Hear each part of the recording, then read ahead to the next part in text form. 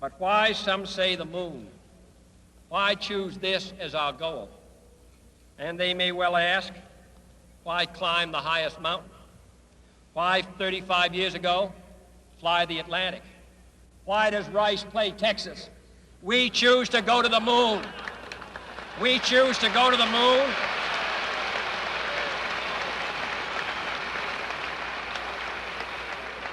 We choose to go to the moon in this decade and do the other things, not because they are easy, but because they are hard. Because that goal will serve to organize and measure the best of our energies and skills. Because that challenge is one that we're willing to accept, one we are unwilling to postpone, and one we intend to win, and the others too. Welcome to the Prison City Podcast. When the bars go up, you're officially locked in. Welcome, ladies and gentlemen, to the Prison City Podcast. This week, we have a very special episode here. I'm the unofficial host, Patrick W. Cutler, of the greatest podcast on planet Earth. And this week, we are leaving planet Earth and going to the moon to check out some things about the moon. This is a very special episode. We're shooting this live right now from Cutler Brothers Theater here. It's our first in-studio live shoot, so we're hoping this turns out really well, and this is probably going to be our highest quality episode of our first initial season. But we're going to be talking moon landing conspiracies, a lot of stuff with the initial moon landing. I don't have all the material here in front of me, but we're going to go through a lot of material and just talk about, ask some questions about did we land on the moon? Did we land on the moon the first time we went up there? Did we do it the second time? Just a lot of different questions about the moon landing and everything and why we haven't gone back. And so this is the official Mike Freeze moon landing podcast special. And I'll go around the panel first to Matt. Welcome to the show, Matt. Oh, thank you. I'm looking to play devil's advocate today and be the one guy that says, yes, we did land on the moon, even though I don't believe that. I'm kind of wishy-washy about the whole thing. I don't know, so I'm hopefully Mike here can change my thinking and make me a conspiracy theorist. And Kelly. Yeah, well, it's weird to kind of do this in person like this. It's definitely the first. These guys are definitely a lot uglier in person than on Zoom. And I'm glad to have Devil's Advocate Mark Mahoney down here. Matt Cutler couldn't make it today, so thanks for being on the show, Mark Mahoney. Yep, no problem. This is the second show Mahoney's missed this month, so it's disappointing. But So he's off the podcast. Yeah, he can join Jay Marsh and everybody else we kicked off so far. And Danny Fosness. And Danny Fosness, the Fuzz. Fuck you if you're watching Fuzz. Anyways, let's jump right into the episode here with Mike Freeze. So did we actually land on the moon, or is it all complete bull fucking shit to you? I hope that we landed on the moon, right? And it's funny when you talk about this, you're labeled a conspiracy theorist, right? I was a big NASA fan growing up, as a lot of us were. You remember my mom had the Skylab? Yeah. Oh, yeah. I love the Skylab. Yeah, so in like 5th grade, we had this little planetarium in our classroom, and we would all look at the stars. And I eventually worked at the Museum of the Rockies in Bozeman and in the planetarium, given star shows. Now, had I known what I know today, I would have given different shows. Right? I remember. You guys want to know the real shit? Yeah, those star shows are cool. I fell asleep during one of them. Yeah. But no, I mean, so this wasn't something that I seeked out. I heard about, we faked the moon landing, and it was something about the flag blowing in the wind. I was like, oh, that's interesting. And then I looked into it and eventually just thought, you motherfuckers, you guys, like, this doesn't make any sense at all. And then, you go back and forth on it, right? Flying here to Deer Lodge from California, you're on an airplane, right? And every time I'm on a plane, I look out the window and I think, maybe we did land on the moon, because human beings have figured out a lot of shit, like that star app that I showed you last night. Oh yeah, that's freaking crazy. There's an app I have it on my phone. You can put it anywhere and it shows you constellations where the moon's at, different Jupiter, Saturn, everything. It's pretty freaking cool. In real time, yeah. So, and you can see the space station. And but back to what Pat was saying earlier about Prison City Podcast, or what you often say, is just questioning things, you know? Let's look at some stuff and let's talk about it. Because it's not enough in today's day and age, now that the media and the news is openly talking about aliens. Oh, yeah. I mean, it's like, let's talk about everything. I mean, let's really get into why they might have faked the moon landing, what was the motivation, who NASA is, what Operation Paperclip is, you know? I mean, all that stuff you can look up.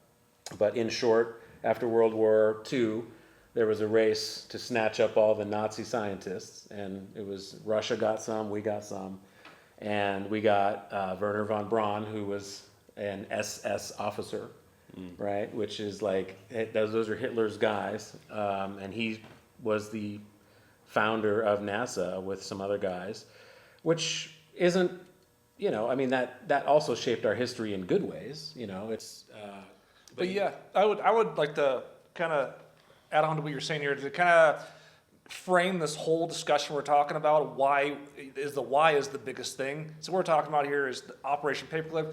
We got the Nazis. We're always going for the Nazi scientists to have this fucking space race with fucking the Soviet Union, and that's one of the biggest things that I think that I've seen that makes a lot of sense. Is like, we were in such a hurry to beat Russia to the moon. It was such a gigantic ordeal. They went from using Nazis to do horrific crimes in Nazi Germany and getting them to help with us on this mission, but also how fast we were able to get to the moon, considering how off we were, how big the failures were and everything else. Now, this is about the initial moon landing, obviously, that we're trying to talk about, debunk, whatever. Is there evidence, you know, sufficient to you that we have been to the moon outside of this? Because this one might, I mean, because it doesn't sound that crazy to me. The older we get and you learn about, like we were talking about nuclear power and thermite and stuff before the podcast, and just all this crazy shit, airplane, air travel. So it's not that outside of my head that, like, yeah, we could definitely go to the moon nowadays, but we're basically just talking about this initial time that, you know, that we don't know if it actually happened, or you don't think it happened. But have we ever been to the moon outside of this, you know, and taken photos, and like, have we ever been to the moon besides just robots? What do you think? I think that makes a very good point, because I'm pretty sure what he was saying is like the evidence you're showing today is just based off the one spectacular event. Yeah. So like that, I think we're trying to debunk here. But yeah, have we actually been to the moon or even past the moon or something? I say, yeah, totally possible. Have we? I don't know for sure, but then again, you don't. Is there video and photo evidence that we have been to the moon? I mean, I would say just look at the events after the 1969 moon landing, and you know, when have we ever gone to the moon, right? Or when have we ever gone anywhere and didn't go back or didn't conquer it? And in my opinion, we would already had, if we made, what was it, 4 or 5 trips up there. If we're playing fucking golf up there, right? And if we're running around on dune buggies and shit, we would have had a greenhouse. We would have had a fucking amusement park. I mean, those guys, they all stuck the landing on the first time, right? They all were fine, right? Like they were just golfing, and it was a big fun time, right? And that's what the footage that we have. So to look now in 2021, there's absolutely nothing up there. Why haven't we gone back? What Kelly's saying, well, okay, maybe wasn't it China sent some fucking craft up there? Yeah. Okay, maybe. And look, maybe we actually did. And this is the important thing too for anybody listening who's not a PCP regular. But you know, we're not saying that we didn't go to the moon. At least I'm not saying that.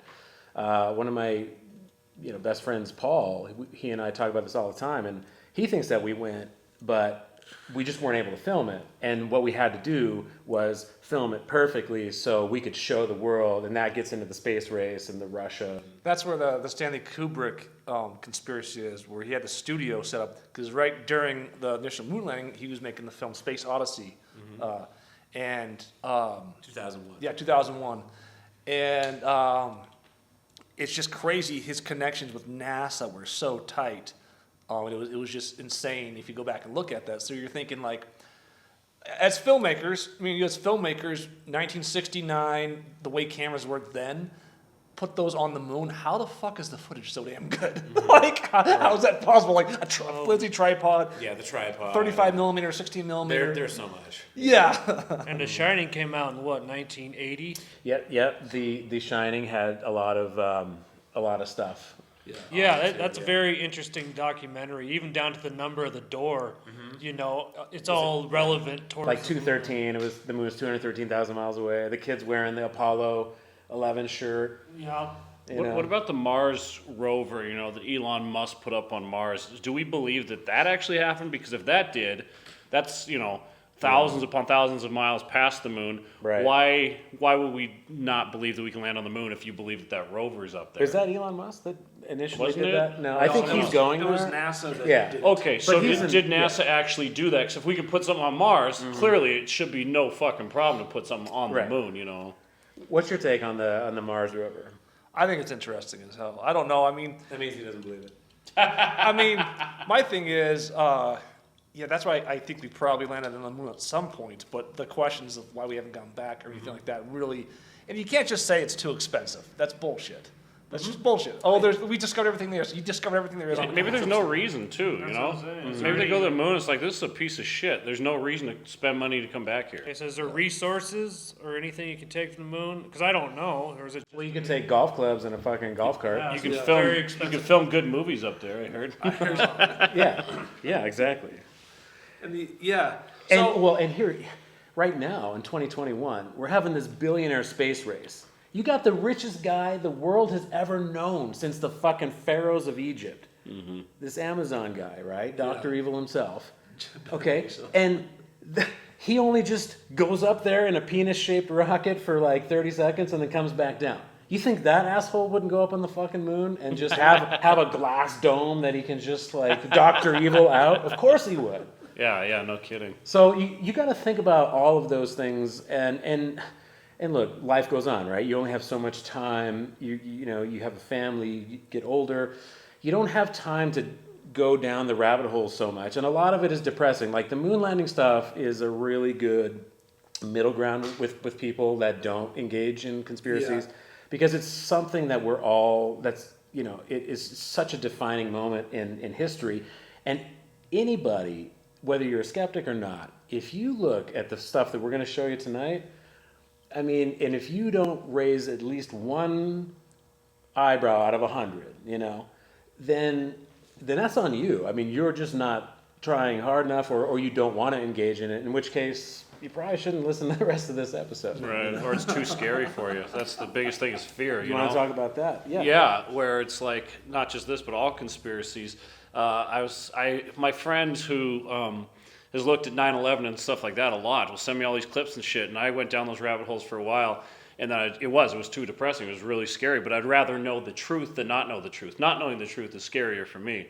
And so I just asked him, like, why don't more people want to like look at this or know about this? And he said it's too uncomfortable. They're too afraid to look at this.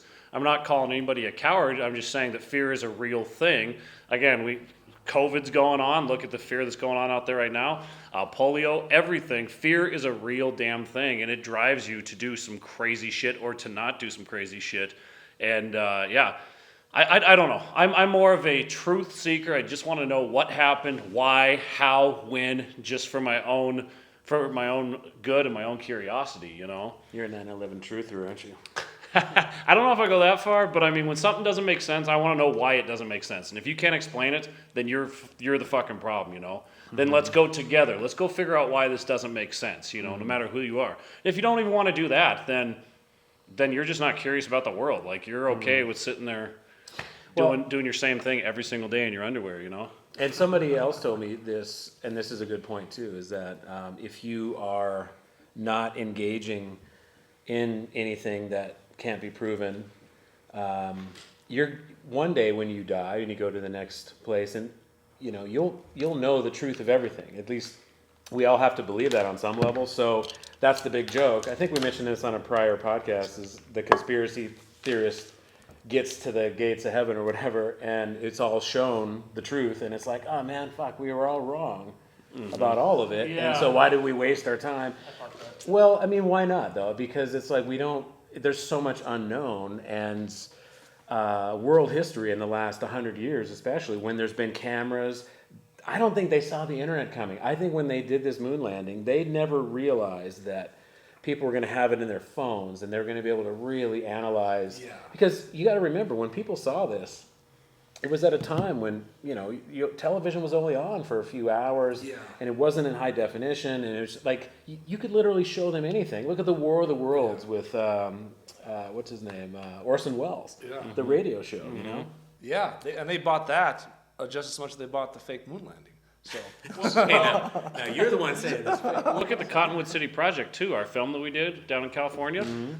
Every time I watched it with someone new, they're like, "Is this real? You guys pissed these people off? You did this?" And I never want to give it away. We filled them in on what was going on, but some of them actually got pissed. But that's such a small, minute example of how people believe the stupidest shit you put in front of them. The Roman Empire had it right, and this is a quote from the Roman Empire a long time ago. They said, "You give people games, entertainment, and bread, and you'll be able to get them to do whatever you want them to do."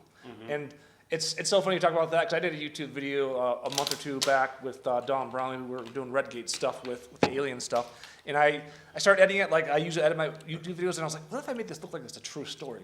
And I'm even, after I post this video, I'm even posting on social media constantly, like I always do. But people still thought that I honestly disappeared with two other people, which didn't happen. People still, like Danielle, who is one of the photographers, she watches this quite often, and she came up to me after one of the shows. She's like, people would come up to me and say, "Is Pat okay? Is he still around?" Shout out to Danielle, Dear Lives News Network. Yeah. Well, do you think people nowadays, and this is just an open question, do you think people nowadays question stuff more, or do you think it's because everyone has a voice? Like, everyone's questioning stuff going on, but do you think it's more prevalent now because there is, like you said, information at your fingertips? I personally think, I mentioned this before the show started today, I think there's an illusion of more, or not illusion of more information, but an illusion of freedom on social media and stuff, so where people are still as brainwashed as ever, where I think I think the people who do question stuff have a better way of pushing their content out there for sure. But just look at COVID-19 and everything. Overwhelming majority of people, human behavior is never going to fucking change, or most people want to be with the majority. If you give them comfort, and we'll give you this amount of money to quit your job and stay at home, they're going to fucking do it. People have the ability and the resources now more than ever before to see truth or to explore truth. You have to dumb and shit. Yeah, but some of them just, you could say, "Hey, Mike, look, this is red." No, they told me that's blue, man. They told me that's blue. It's like, well, it's clearly red. Look at it. That's where we're at right now. So, yes, you have all those resources for people to wake up, to be enlightened. And I just don't, I agree with Pat. I don't think it really matters what you give them. It's my body, my choice.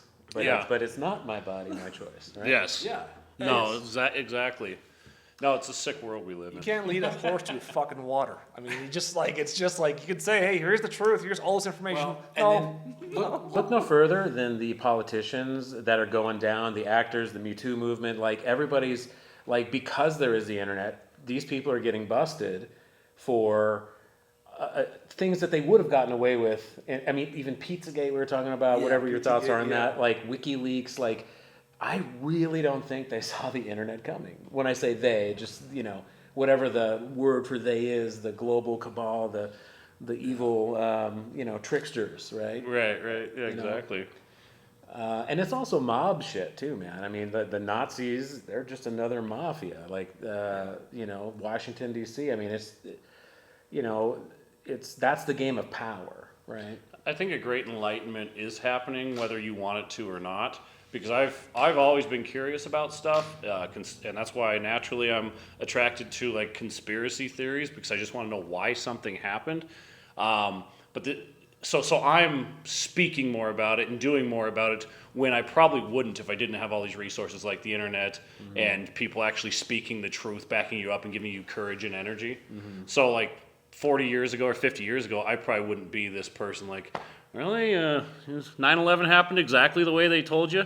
You wouldn't have anything to back you up, really. Well, you might have been just like, anybody else that watches CNN, because you can tell who watches CNN and who watches Fox and who doesn't watch anything, because we are so easily programmable. Yeah. And we're just as guilty of it, but we choose to listen to other sources, right? Yeah. And that's just the nature of, and they've been doing it since before Christ, there's just like human beings, we are programmable. If you shut CNN off and Fox and you go do your own research for a month or 2 months and then you come back and watch those, you just watch them and go, you are fucking lying straight to our faces. You can catch them in bold-faced lies, but nobody does this. And there's compilations of what they said a month prior. And it changes every day. But they just keep going forward. I know, yeah. So why don't we just keep going forward too? Yeah. And some people, that's all they watch. It's like, dude, just take a break. Just trust me. Take a break and come back. You'd be like, these two things don't add up. This makes sense, but now they're saying something different. Yeah.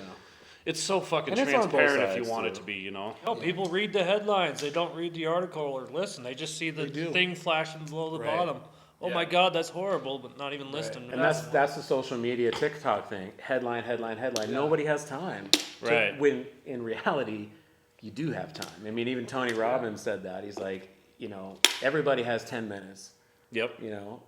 Somebody once said something wise to me about that, about like, you can do something, try to go as fast as you can, and you're going to fuck something up, and then you're going to have to clean it up, and it's going to take you just as long as if you just patiently open your laptop and did your thing. Yeah. It's going to take you the exact same amount of time no matter how you do it. It's the most addicting thing alive is that social media in a lot of ways has made people lazy to not do research because it's information so easily, quickly available. And the biggest problem is this is the biggest drug in the world because this is a dopamine addicting drug because every time you turn on your phone and read a message, you get a blow of dopamine in your brain. And you get instant little bit of happiness. You check a message, you reply, you go back, and then But you it's put it also down. like alcohol, though, Yeah. where it makes you depressed, too, a little does, bit. yeah. Like, you'd be like, why do I feel like shit? Oh, because I've just been on my phone for 3 hours. Yeah, or it makes you compare yourself to, they just had a kid and bought a house. Comparison's terrible, man. The true drug is really like going outside, getting some sunshine, taking a walk with your friends or your wife or whatever, and having conversation, just getting away from this shit. That is the true drug, but yeah, this is insanity. The guy, there's a singer, and he said the quote was really interesting. Like, why don't you go on social media? You're not on social media. I was like, why do I want to go on there and see everyone's highlight reel? Right. Because what's really happening behind the scenes. Very curated. Or on the flip side, I go on there and I'll read a conversation of two people I barely know or don't know at all fighting. Like, you fucking skank, why don't you go fuck my man again? She's like, oh, yeah. I'm not liking it or anything. I'm just, like, reading Their it. life is worse than mine. Yes. I'm, like, jerking off my brain a little bit. They fucking suck.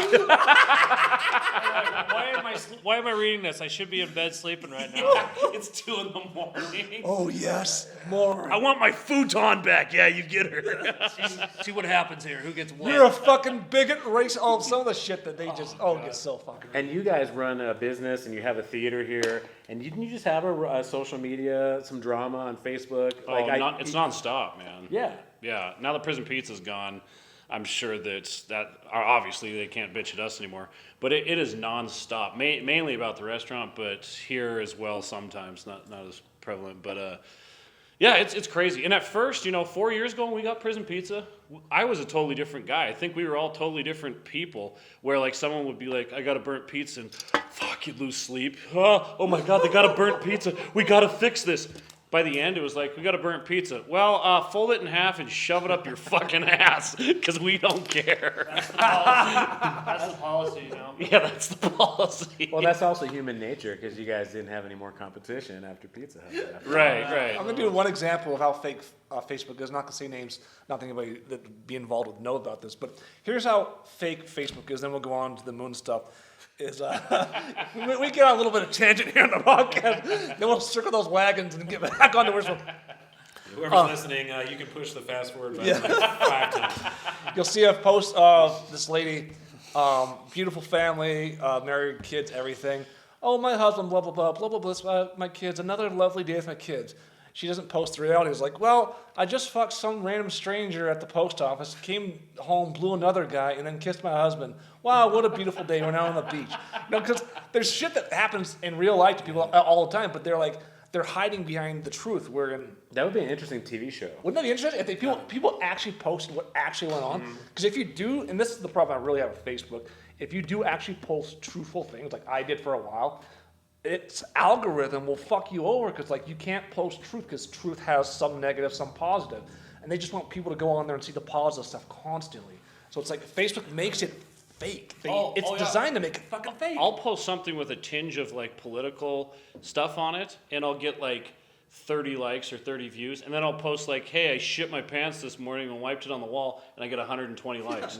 It's like they're gonna allow. He's right. It does have an algorithm where it's like, nope, we're not gonna deal with this. Everyone should check out the movie Social Dilemma on Netflix. If you haven't seen it, it's so fucking good. But it's creating this fake world for people. These fake, we call that echo chambers for people, where they don't even live in reality anymore. You know, and when you don't even live in reality, you can be so manipulated and believe that something happened like the moon landing. What are we watching? Not to get way off the fucking topic, but what are we watching? Jim Tilley's car on the way to Ready Player One. Ready Player One. You ever seen that? The other movie, yeah. I was like, that might be the future where you wake up, take a shit, and then put on your goggles, and that's your day.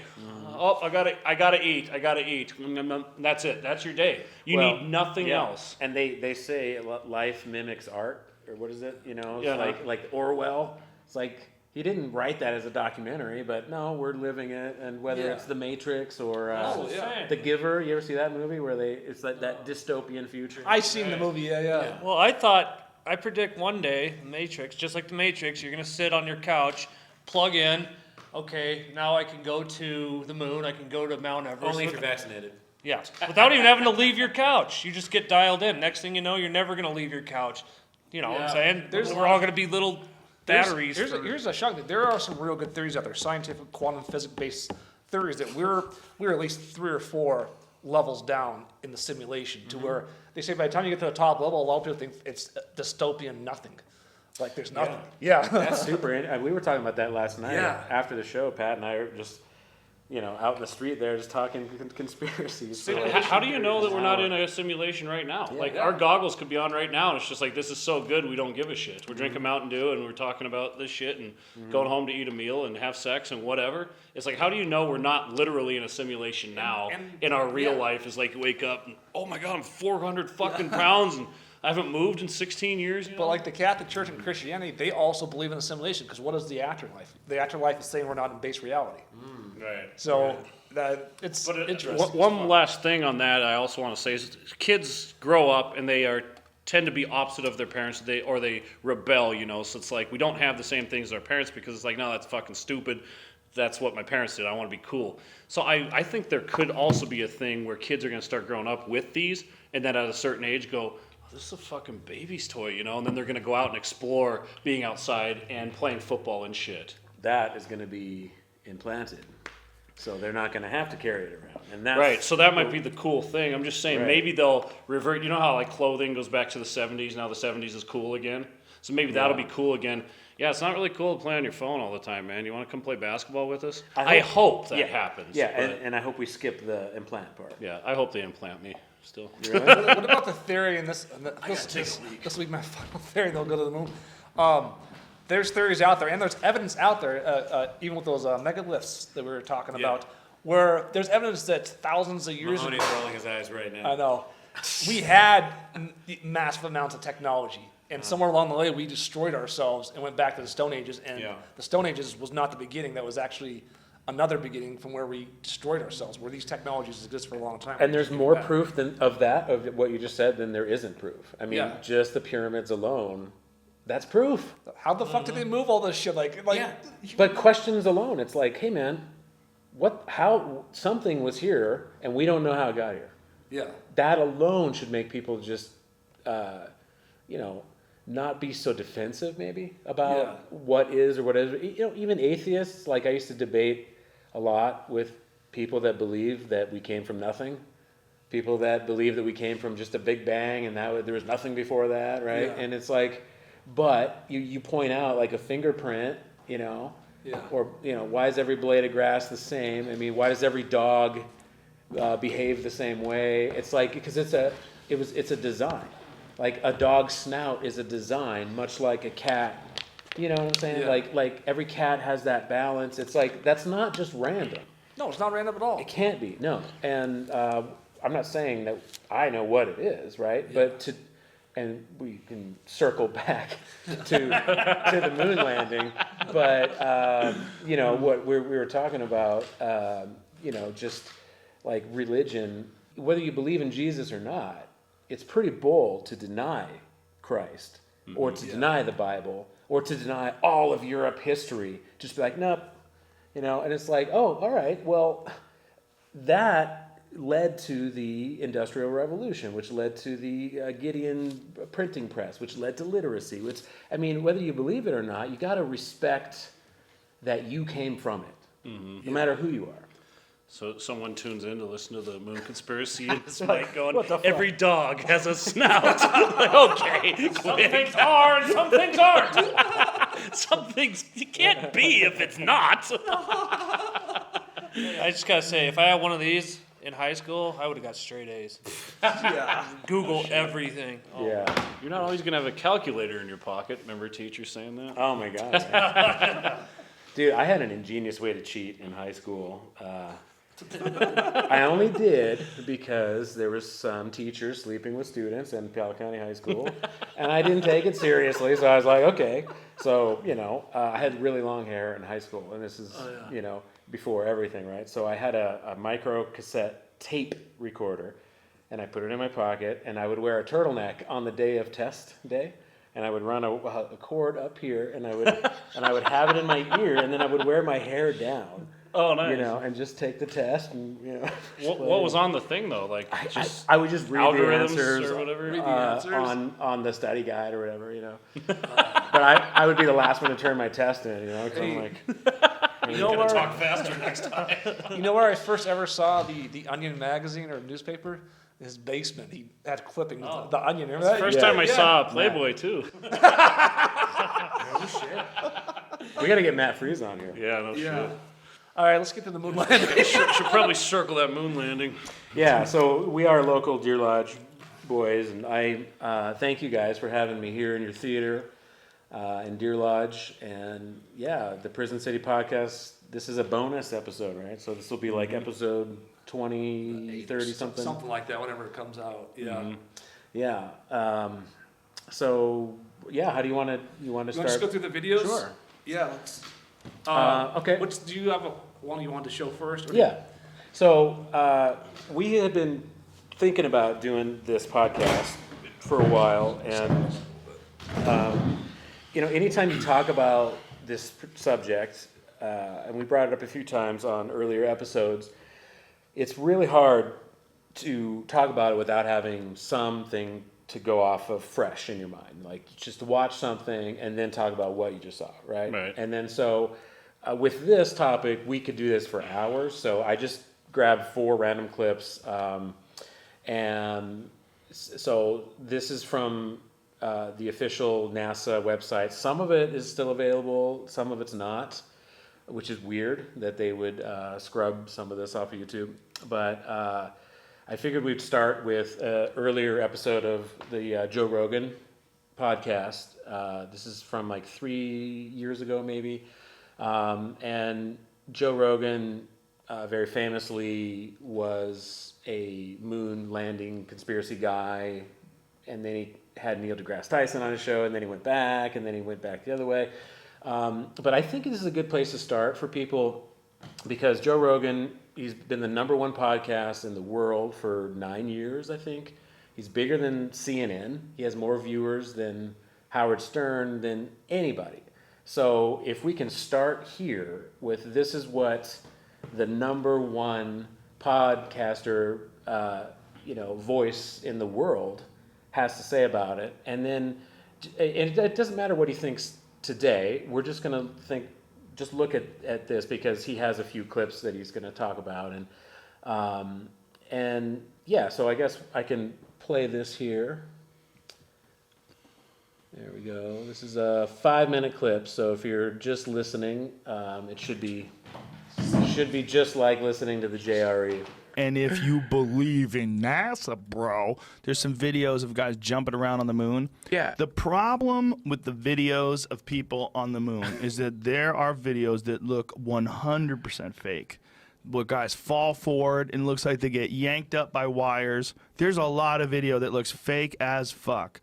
I don't know if it's fake. I don't know if it just looks fake because it's 1/6 the Earth's gravity, and we don't know what that really looks like until you see it play out.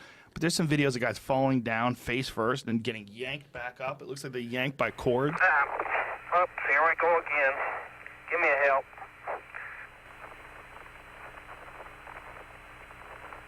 There you go. Okay, just push, start pushing on my head. Give me a hand. Okay, here we go.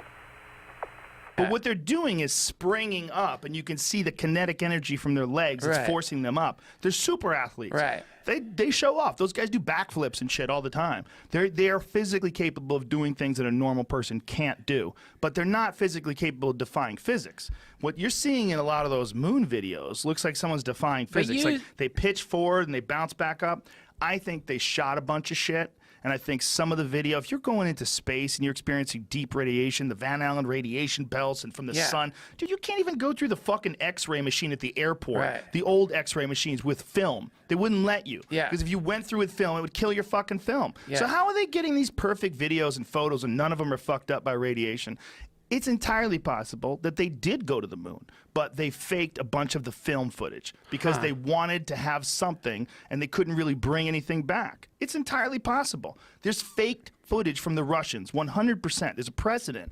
The footage of Yuri Gagarin when he's circling Earth for the first time and he goes in a rocket and the first guy in space, it's fake as fuck, dude. Really? He's inside this tiny little compartment, and all of a sudden they got room in there for a camera? Get the fuck out of here, bitch. You see a light source this way and a light source that way. He's got dueling shadows behind him because they got lights set up in there because they're filming him inside this capsule. No, he shot up in the space. He really did do it, but they couldn't fit a goddamn camera in this tiny little capsule. Right. There's no room. So they just faked it after the fact. Makes sense. Of course it makes sense. Saves a lot of money. There was no internet back then. There was no VHS tapes back then. Right. They broadcast something on TV. As far as their eyes and their mind goes, that was the only time people are going to see it. Right. All they have to do is show it to you once. Pull it off. Nobody ever imagined you'd be able to pull it up on your phone, or two stoners like you and me would be watching on a podcast. I saw a few breakdowns of the moon landing too that said it would be way, way, way harder to fake it back then than it would have been to actually just do it. I've heard that too. Yeah, I've heard that too. But I don't think we're talking about faking going to the moon. You're not understanding what I'm saying. We're talking about faking footage. We're not talking about faking going to the moon. Like, I think they probably did go to the moon. But I would imagine that at least some of the footage you're seeing is horseshit. It was from what I wasn't obviously alive then, but it was like a 140-minute live stream. Right. So that's hard to fake. No, it's not. No, if you just have people in orbit, it wouldn't be hard to fake. Look, I think it'd be harder to go there than it would be to fake it. I think going there, if they did go there, and I think they probably did, was an unbelievably difficult thing to do. But like faking that they were there, how hard would that be?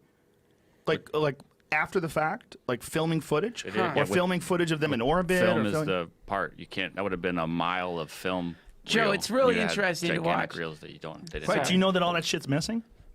You know, all the original footage is missing? All of it. That's the weirdest fucking thing to All me, of it. man. Yeah, I mean, I know you do, and you're being skeptical guy. I looked it up. But too, look, it's missing. Remember It is. when that... Not only that, you know what else is missing? The What? telemetry data. All the ones and zeros that show the location of the capsule, whatever the fuck it is on the way. I thought, from what I read, they still have that data. They just, the original paper it was on, or the original magnetic tapes got reused because they needed to. Okay, well, why would you say that unless you just why don't just Google it and find out that's the case? What I read. I read when last time you and Eddie What were did you talking read? about it. What did you read? I read that the original tapes got written over because they Right. needed the magnetic tape because there was a shortage at some point in time. Right. So, but still, But the data's still somewhere else. There was a but shortage. Still, they recorded over the original tapes of the fucking moon landing. How much of a shortage of magnetic tape do you have where you're going to record over all of the video from the motherfucking moon landing? Hey, we got a presidential parade from 76. You want to keep Super that? Bowl. Yeah, keep that. Keep that's a good one. It's like if you're going through like your family's VHS tapes, like, what do you want, Picnic from 82? Yeah, that was when Mikey threw up. Save it, save it. Like they're saving everything, but they record over the fucking moon landing Yeah, who video. needs it? Let's just fucking record over the first time in human history. Literally the craziest thing in human history to ever record over. Right. Yeah. Yeah. Yeah. Thoughts, gentlemen? So, on that, Rogan's kind of taken the perspective that I've taken a lot, where like the footage to me that they show just doesn't seem fucking realistic at all. Where my approach has kind of been like, I'm not saying we didn't go to the moon or not, but the footage that is shown, a lot of times I look at it and I'm like, that's fucking horseshit. I'm going to give them the benefit of the doubt on the moon footage, just because everyone's going to throw this argument out there. You've never been on the moon. Very few people have. So how the fuck do you know what it's going to look like, you know? But, I mean, just common sense and just knowing, like, what you know. Everything that you know combined to this date in history, watching that, don't you even have questions? Like, if you don't even have questions, then there's no point in even fucking talking to you. How do you have, no gravity or whatever? You have perfectly still tripod shots on the fucking moon that shoot 16 millimeter or whatever they use, film camera stuff that's really fucking hard, as you know, to get still non-moving stuff. Like, how the fuck is it just like perfectly still? And just like any other conspiracy, the magnetic tape goes missing, right? And they talked about it, so we don't need to get into it a lot. But it's every fucking conspiracy. The footage, the gun, whatever it is, went fucking missing. How many times can this happen until it's not a coincidence anymore, you know? Well, it's just like, this is ridiculous. Well, and like they're saying too, it'd be hard as fuck to take that film up there and actually do that because of radiation and that shit. Yeah, so if it one takes, guy can't even stand on the moon, yet they're filming like shouldn't you take that footage back, transfer it onto whatever you can, and lock the fucking original shit in like a safe or something? Have you ever seen anything explaining how they shot this footage on the moon? No, I mean, there isn't really any solid explanation as to how they did it. Like, there is no behind the scenes photos of them setting up the tripod or whatever. It's like, they used a Hasselblad camera and I think Neil deGrasse Tyson was once on Rogan's podcast and he goes, well, it would have been harder to fake it. He's like, it's easier to just go to the moon than to fake it, It's like, bullshit. Really? But that's the indoctrination. It's just like, of course he has to say that. And maybe that's an academic thing, And that's the dumbest fucking thing with movie studios and everything. When did War of the World? When were the movies coming out around that time? Like 69, 70? When was Space Odyssey 2001? It was right. Yeah, it was 1968, 1969. Okay. Fuck. Well, you're telling me to make the film Space Odyssey 2001 was harder than landing on the fucking moon? Mm-hmm. and Neil deGrasse Tyson and Reverend Sharpton and any of these guys, who's the governor of your state now, Newsom. Yeah. All of these people can just be fucking pawns of the political elite, the people that are in charge. So we sit here, let's plan like we own the world. Okay, look, we didn't land on the moon. Look, Mike, we have trillions of dollars. We're going to pay you $14 billion a year. You're going to be this big public figure, and you just completely denounce all of this shit. Yeah. It's not that far-fetched. No. This is your job. Oh, by the way, if you don't do it, we're going to fucking kill you. Mm-hmm. Right? Well, it's not that far-fetched. Right. It wasn't like the Space Odyssey, 2001 Space Odyssey. Wasn't that when that came out, and Kubrick made it, obviously, like we were saying, wasn't that when they came out, people watched that and, like, they thought it was real, right? They're like, how the shit did they film that shit? Oh, yeah. And they thought it was real. So, clearly, if you're going by that, it can be fake. I've never seen the movie, but I heard about it. Well, in the early days of cinema, they had a movie where a train went up to the screen and the theater ran out because they thought a train was going to hit it. You know what I'm saying? Like I said, people think Saturday Night Live is a news station. I guarantee it. People can watch any normal movie like Titanic and probably think it's the real footage. People are that stupid. I'm sorry, but they are. Well, what you said earlier about them bringing you in a room saying we're going to fucking kill you or whatever, I think it goes deeper than that. I think that I don't know if you guys know about the, what was that program where they indoctrinate people? The Illuminati or whatever? No, it's a government program. I'll think of it in a second. Oh, red. I know what you're talking about. Yeah, somebody listening is probably screaming it out right now. One of the five. Yeah, it's like, but I think that they really convince these people, assuming that they're all in on it, because that's the biggest rebuttal that you're going to get, is like, everybody's going to be like, well, they can't all be on it together. There's like, hundreds of thousands of people working for the government. They can't all be lying together. And it's not hundreds, thousands of people. It's just... Even if it is, you can pay hundreds of thousands of people off. You really can. But I think that the people that do know about it, you don't have to go to them and say, we're going to kill you. You're telling them that they're doing something for their country. You're telling them, hey, if we don't do this, Russia's going to fucking come in here and, we're all going to be eating pierogies and shit. Right. You know? Ask your friend, how much is it going to cost? We want you to do this thing. How much is it going to cost you? Just keep your mouth shut and just act this way. What would it cost you? $1 million? Well, $1 million, that's why I always talk about money, isn't even fucking, like, you can't even wrap your head around what $1 million isn't compared to $1 billion or $10 billion or $100 billion. It's like me throwing Matt a dime and I'm keeping like $100 over here. Hey, here's a dime. Keep your mouth shut. And he's like, he can buy anything he wants with that. Right. I buy your hotel.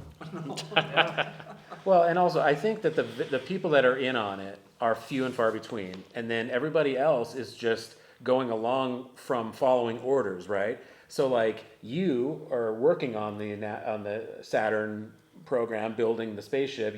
Because everybody has an uncle that built some part of the moon, because they purposely spread it all over 50 states to where everybody can feel related to it. But everyone actually believed that they were doing it. But once they launched the thing, and maybe they even launched them up, but then it just went over and just dropped in the ocean, and then they filmed that. Right, and they were like, congratulations, Right. And they had it all filmed, but only they knew, where everybody else.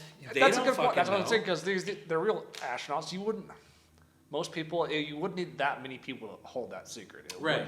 If we are the crazies and we are the hypnotized and everything, why do they go through such great lengths to get rid of evidence and to censor Tape you over shit. and to, like, even a podcast like this, even talking about COVID, Pat went through all these troubles to get it actually on the platform. Why should that be an issue? Are we really a fucking threat here in Deer Lodge, Montana? Like, you got to ask yourself, why do they try to cover this up so hard? The COVID episode, by the way, I didn't even say COVID was a hoax. I titled the episode, "Is COVID-19 a Hoax?" And then we just talked about it. We didn't even say it was a hoax on the podcast. YouTube flagged it because of the title and everything, because these algorithms you got to Why? Like, what is the reasoning for that? Somebody tell me, anybody, what's your opinion on this? I mean, I think I know why, but like someone that disagrees with us, why? Is this harmful to society? Well, to say COVID's a hoax, is that harmful to society when most people disagree with you? I would look no further than Joe Rogan today. What is it, September 7th, 2001? Or, sorry, 2021? Oh, man, I wish.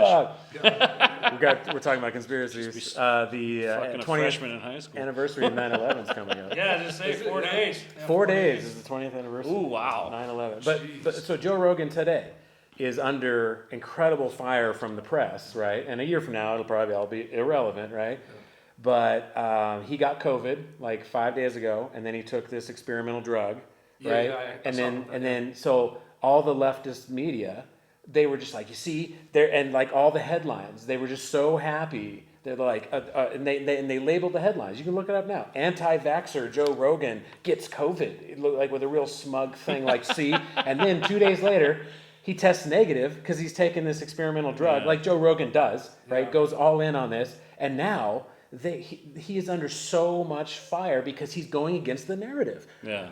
To what you were saying, why wouldn't they be happy? Why wouldn't they be like, oh my God? And the reason is, I think, is because they've spent the last 2 years, it's not even a conspiracy, they've spent the last 2 years on this narrative, much like academia, much like Neil deGrasse Tyson. He spent 30 fucking years. He doesn't want to be shown that he's just wrong and have everything that he's, And people, the consumers, regular people, have such, and this is what sucks so bad, because emotions sell, logic doesn't fucking sell. Yeah. And people have invested, people that invested such an emotional connection to this narrative about COVID-19 that they cannot abandon their emotional bank because it's too fucking much. I think they're pawns, though. I think that's their job to push the narrative. I really do. It's not them personally, but I think most of them, it's like, you're getting a paycheck to say that COVID is legit and Joe Rogan's a fucking idiot. Now, you better say it. But they don't even have to say that. Yeah. Right. I agree really with simple. your earlier point, yeah.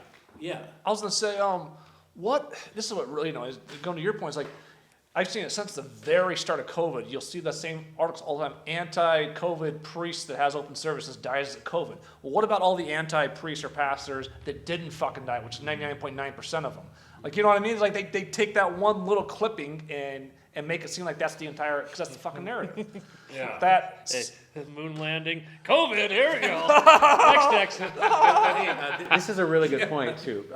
So we're talking about vaccinations and stuff, right?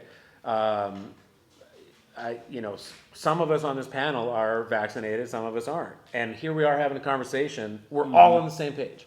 100%. That's how it should be with any topic whatsoever. Moon landing, yeah. Like anybody listening, if you don't believe in the moon landing conspiracy, or if you think it's absolutely as they showed it, then you can absolutely have a conversation in this element, because that's exactly what we want to do. And I want someone to convince me that we landed on the moon, and to convince me that I am wrong, because I am a truther. I want to know the fucking truth.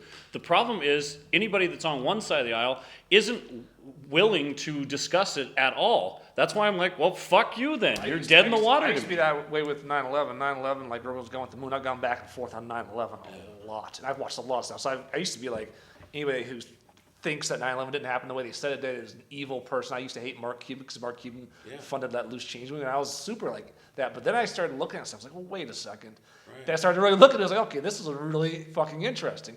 And then, so my point is like, if you're really doing your due diligence, you should balance back between different points of view. You shouldn't be hardcore in one way. This is the 100% fact no matter what you say. They make these events so heinous. These people are so evil, whoever these people are. They're so evil, they make it so heinous. COVID, Sandy Hook, 9/11, Las Vegas shooting, the moon landing, whatever, that you can't even fucking talk about it. They're trying to muzzle you because it's like, no one's going to talk about this disease that killed all these people, which it didn't, clearly. That's the sick part to me. It's like they make you seem like an evil fucking person when you're not. You're completely an innocent, good person trying to find the truth. And that's what's really sick about these motherfuckers. Do you think Hollywood is in on this shit? Because have you ever seen the movie Swordfish? Swordfish came out before 9/11 came out. And basically Swordfish is a 9/11 conspiracy movie before it actually happened. Yeah, right? Have you seen Swordfish? Well, have you looked into the 9/11 predictive programming? Google that, folks at home. 9/11 predictive programming. I think there's still stuff on YouTube that's not scrubbed. But just throughout history. And this is, remember we were talking about the multiverse? Yeah. How maybe, think of this, maybe 9/11 was such a big event. You know how Nostradamus would predict these crazy events, or even the Bible?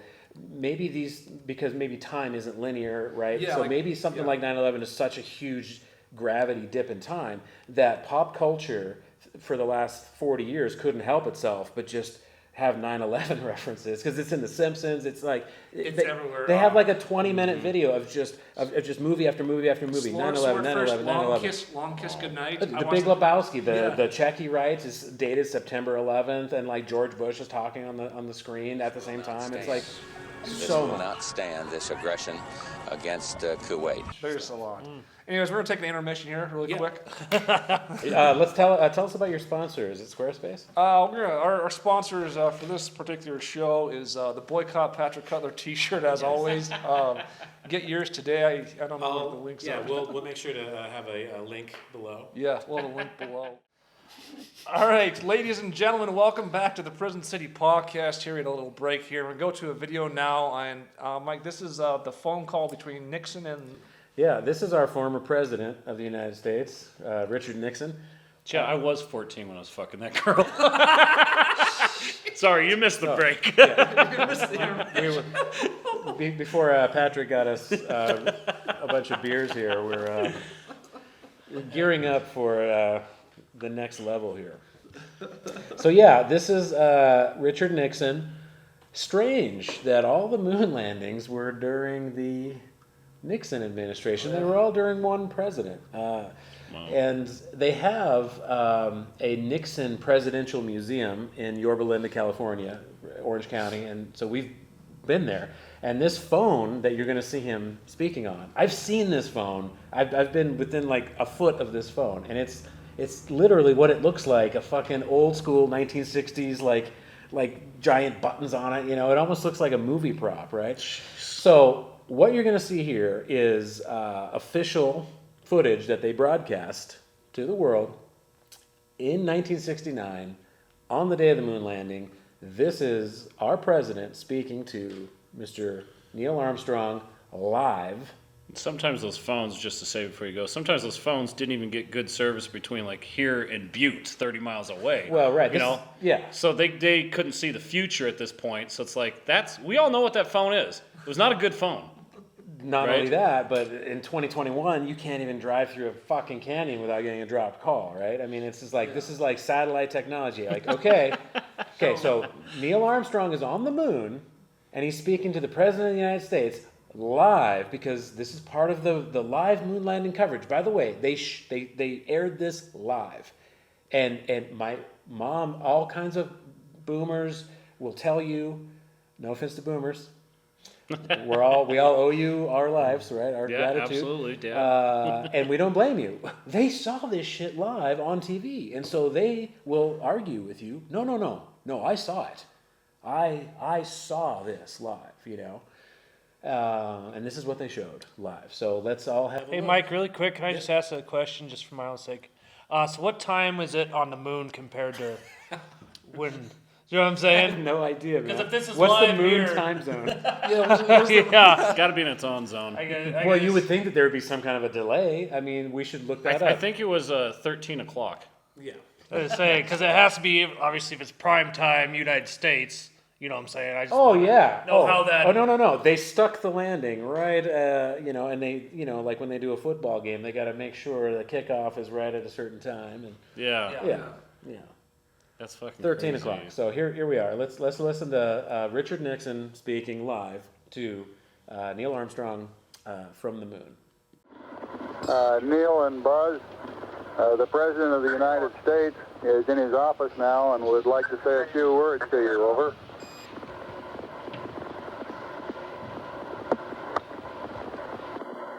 That would be an honor. Go ahead, Mr. President. This is Houston out. Hello, Neil and Buzz. I'm talking to you by telephone from the Oval Room at the White House. And this certainly has to be the most historic telephone call ever made. I just can't tell you how proud we all are of what you do. For every American, this has to be the proudest day of our lives. And for people all over the world, I am sure they too join with Americans in recognizing what an immense feat this is. Because of what you have done, the heavens have become a part of man's world. And as you talk to us from the sea of tranquility, it inspires us to redouble our efforts to bring peace and tranquility to earth. For one priceless moment in the whole history of man, all the people on this earth are truly one. One in their pride in what you have done, and one in our prayers that you will return safely to earth.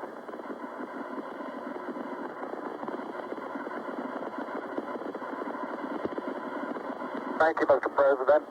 It's a great honor and privilege for us to be here representing not only the United States, but men of peace of all nations, men with interest and a curiosity, and men with a vision for the future. And thank you very much, and I look forward, all of us look forward to seeing you on the Hornet on Thursday. If you stick the landing on your way back. Very much, sir. They will. They always do. And one more thing. I am not a crook. I am not a crook. So I got a quick question on, are we going on another one or talking about Let's that? talk for a minute.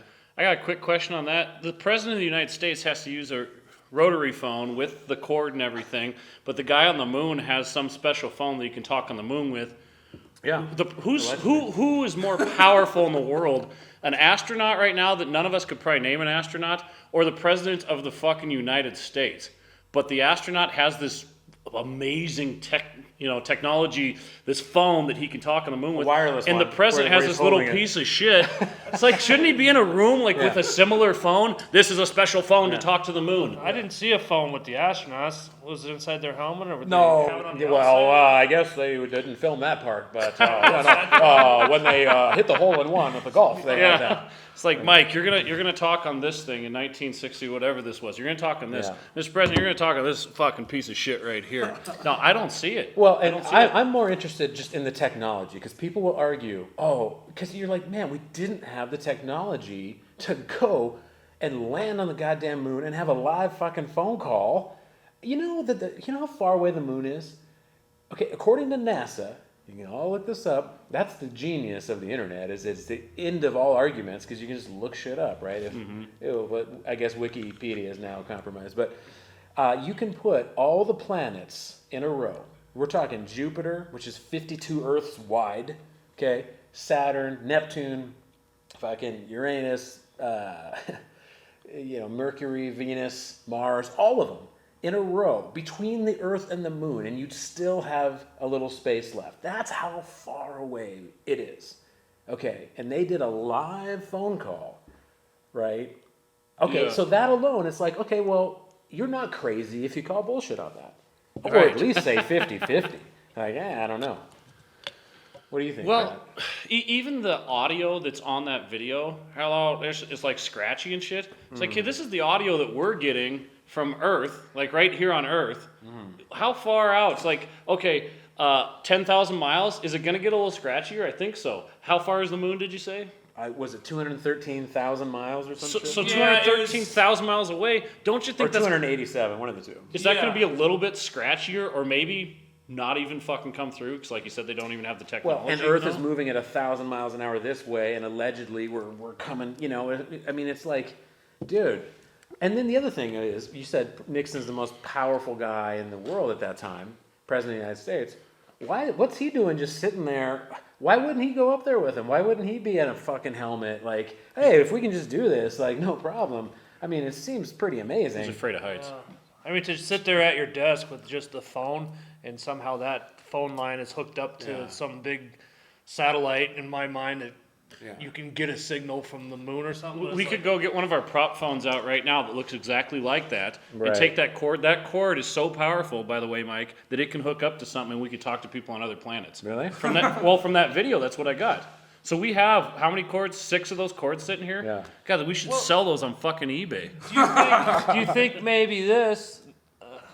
Fuck, that's all. Never mind. That thought process you just had is no different than the people making this shit up. They're just like, well. It all goes back to faking it, because you think that, oh shit, okay, he's just talking to a recording right now. My honest opinion on the moon can be summed up in one popular phrase: fake it till you make it. Well, here's the thing: is they faked it pretty fucking good for 1969. Hey, hats off to these. Yeah, they did a good these job. Are American heroes. Maybe they saved our country. Maybe they did. We don't fucking know. Maybe the space race, there's way more. Maybe they had to kneel down and be like, dude, you got to do this for us. Exactly. What if? Now this is going to go way off course here. But what if we're talking about multiverse? In the intermission multiverse, we talked about this last night, things in my life and in your life where you made this decision, that decision, and led to these different results in time.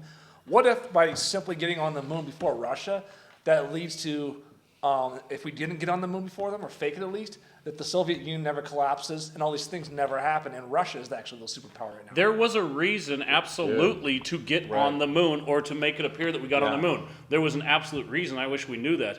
But I'm just saying, back really quick to the video, that fake it till you make it. Wow, holy shit, 1969, I would believe that too.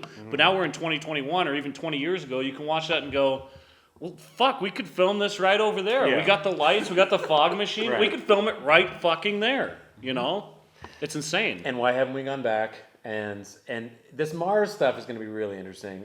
We'll get to the next clip here in a second. I don't think the Mars rover. I'm not buying it, guys. It looks like New Mexico. You're getting a little too weird for us now. But fucking Elon Musk, okay? He's the CEO of 9 companies, right? He's Tony Stark.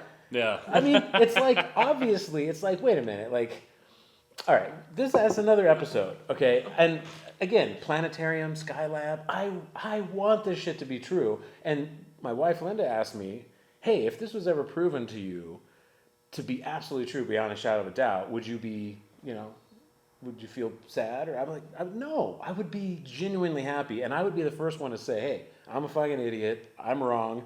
Like this is like, I was just going off of what I had at the time. There's a lot of Twilight Zone episodes. There's one in particular where they think they landed on Mars or whatever, and they're walking around the entire time. They get a fight, and this one guy kills everybody, and he walks around the corner, and it's actually Reno, Nevada, and they were just in the desert the entire time. Right? That's where the Mars rover is, outside of Reno, Nevada, right now. If they truly care about the American people or the world, and they want us to feel good about the moon landing, it probably doesn't matter to them anymore, but they want us to feel good about the Vegas shooting or 9/11 or something, why won't they come out and answer these questions? Like, why can't you ask questions and be like, this doesn't make sense. Like, this steel can't burn this way with jet fuel and shit. Mm-hmm. And maybe they have, but they don't do it, like, on a national level. Yeah. Like, you have to search. Like, you literally have to search. Like I've looked at, what's that, anti-conspiracy, like the opposite side of that. Mm-hmm. Like, prove to me that this happened. I want to see that. And it's just, well, no, that's just the way it happened. Why do I got to prove anything? Well, because it doesn't make sense. Okay. So I'll feel good about 9/11 and about the moon landing. I'll feel good about 9/11. Whoa! No one's gonna clip that out of context. I'll feel good. Like a white guy. Well, you guys know what I mean, and a lot of people listening know what I mean. The moon landing and 9/11, I will feel better about that when people start answering questions. But guess what? They won't, because it didn't happen the way they say it happened. Well, I think Mike was talking about this earlier. They already have that. They already have a leg up on most.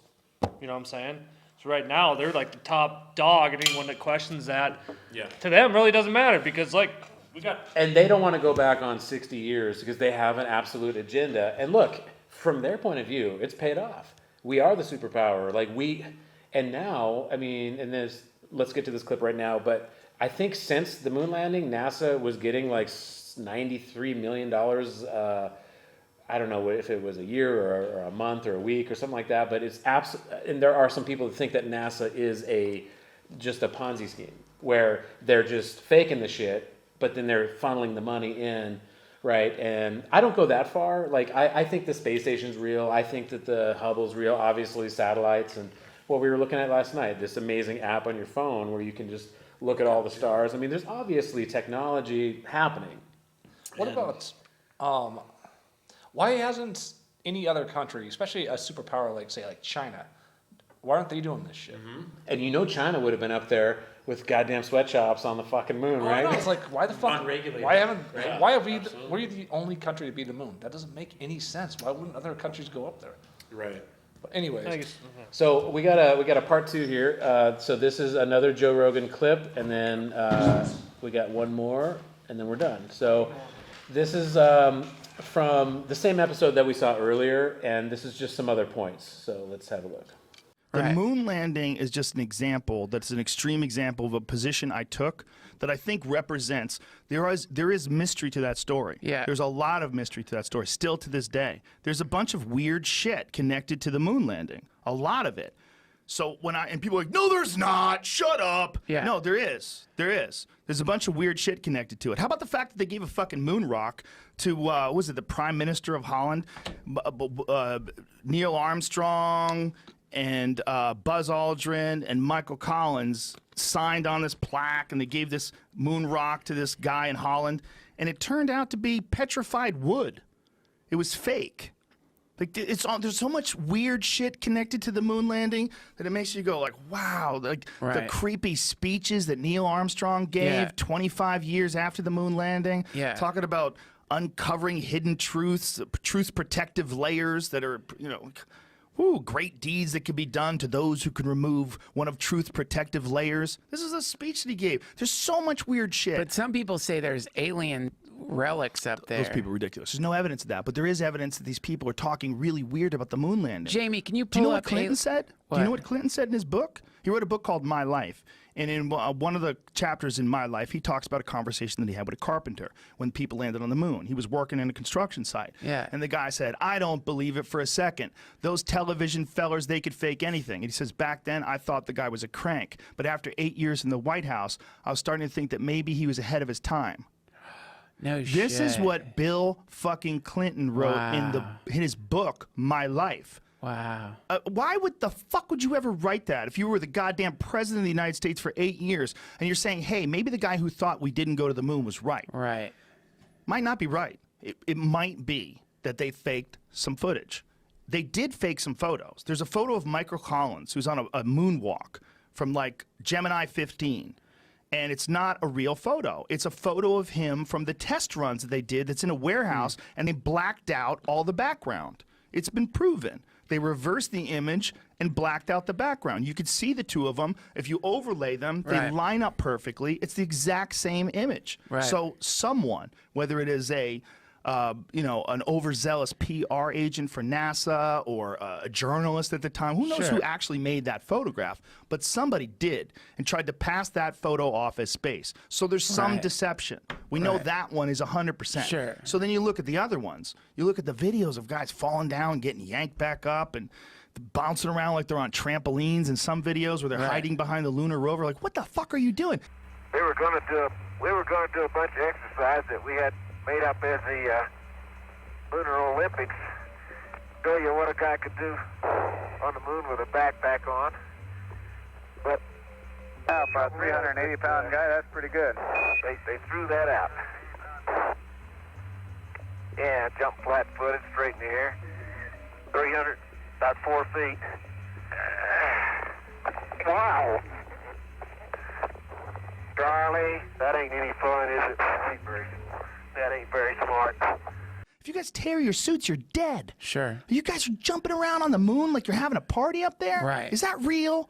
Right. How come I can't get a fucking regular camera through the radar machine, the x-ray machine at the airport, but you guys can fly through the radiation of space, and that shit comes out, but, well, those cameras were insulated. They were a different kind of camera. The camera was... Not true. Hasselblad said it. They were the same goddamn cameras. Right. It's a regular camera. There was no specific protection. There was nothing unusual about the protection that those cameras had. It's interesting, man. You've like gone back. No, I haven't. I think this is the thing, man. I'm not taking any position. You're agnostic. 100%, because I don't know anything about space. Yeah. I don't know anything about the physics of space travel. I don't know anything about the requirements, the technological requirements, but I do know it's one of the only things that happened between 1969 and 1972, and it's not cheaper, easier, and faster to reproduce today. It's weird. It's a weird thing. It's a weird thing. This is the only time in history people have been more than 400 miles from the Earth's surface, was those moon missions. All the Apollo missions, man. Everything since then, all the space shuttle stuff, inside 400 miles. Satellites, or That's a always space been station, a weird rather. thing. You talk to people about that part, and they'll say, like, we just don't need to go there anymore. Maybe we don't. Maybe they're right. Maybe they're right. They might be right. We don't know, but it's juicy to think they're not right. But it's interesting how rabidly people fight off the notion. Here's the other weird shit about it. The Nazis were running our space program. That's a fact. Operation Paperclip. Werner von Braun was a fucking Nazi. Right. They brought all the scientists over, like legit Nazis who would hang Jews in front of their fucking rocket factories in Berlin. Legit.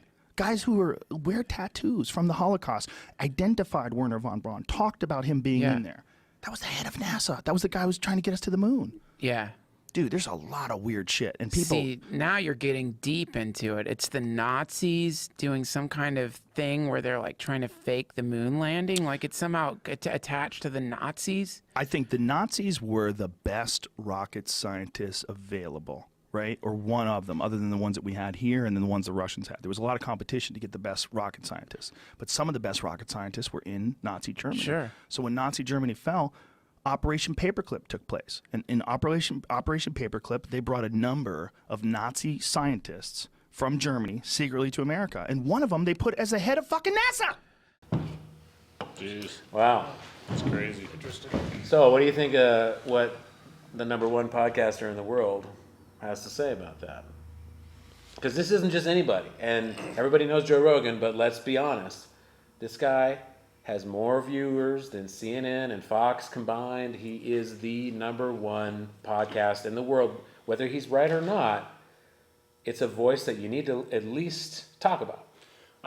Every time I watch him, I just get nervous. Him and Larry Elder and all these people we've talked about, I just get nervous for their well-being because they are the only ones that are speaking this way. There's more and more popping up. Candace Owens, you know. There's more and more popping up.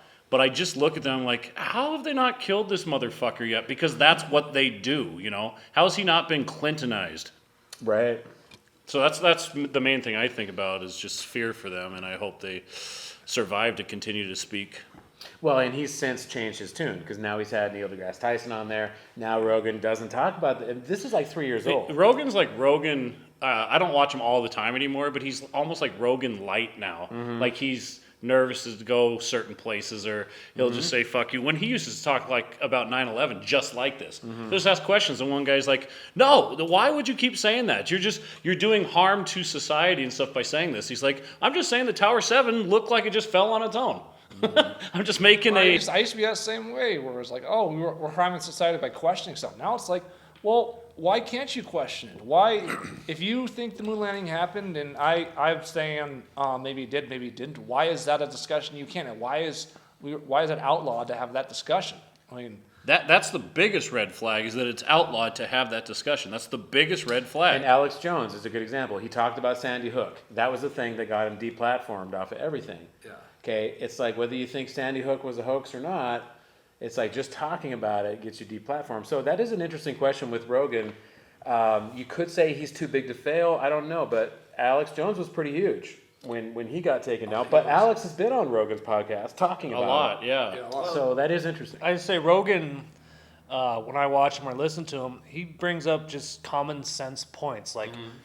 Like, why? Okay, why are they doing this? Or why are they doing this? Or why did this guy say this? You know, I don't, you know, he's not really, he's kind of just pushing the question why on you in a common sense way. And you're like, well, yeah, why are they doing that? Or why did he say that? And to inject in there those liberal pussies that boycotted Redgate refusing to finish it.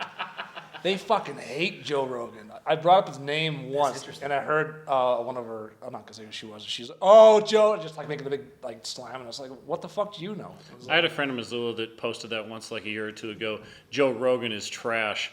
Because he has conservatives on there, and he gives conservatives a voice, and therefore they hate him because... Why though? How are they so confident? How are you so fucking confident? Because even us talking about like the moon landing and shit, we're not confident. We just would like to be confident about something. Like, I'll admit that the moon landing could, all of us will, that the moon landing could have very well fucking happened. But there's a lot of questions that aren't answered, and that's our biggest problem. It's like, why aren't these questions answered? Modern day liberals lead the establishment charge today. They're supposed to be liberals in the 90s. I probably would have been a liberal because they're the most anti-establishment. Yeah, they're progressive. They're not progressive at all. They're super establishment. You cannot question a fucking thing. Why? It's offensive to question something. Why though?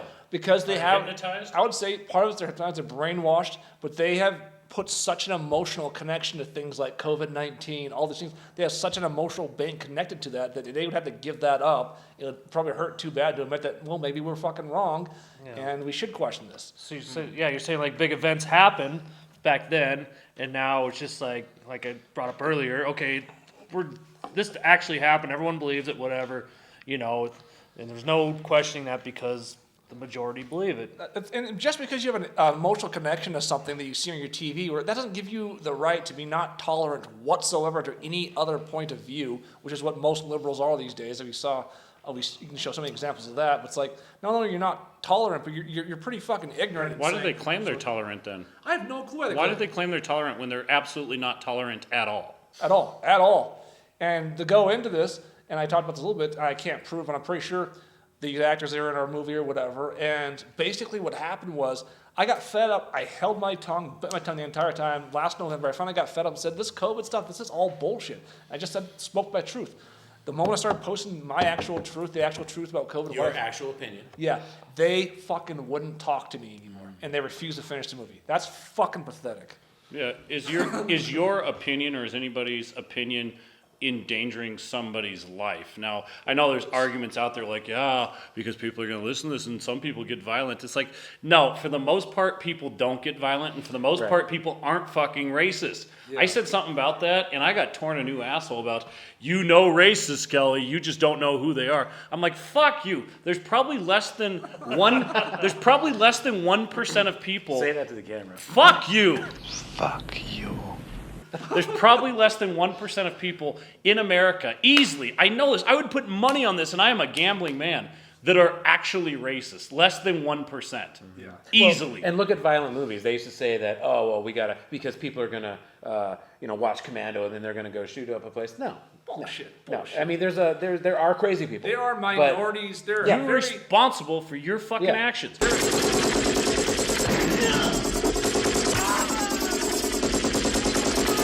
There's extreme minute situations where someone might take a conspiracy theory that's not correct and go out and take crazy actions. They are extremely rare, though. Yeah. Extremely rare.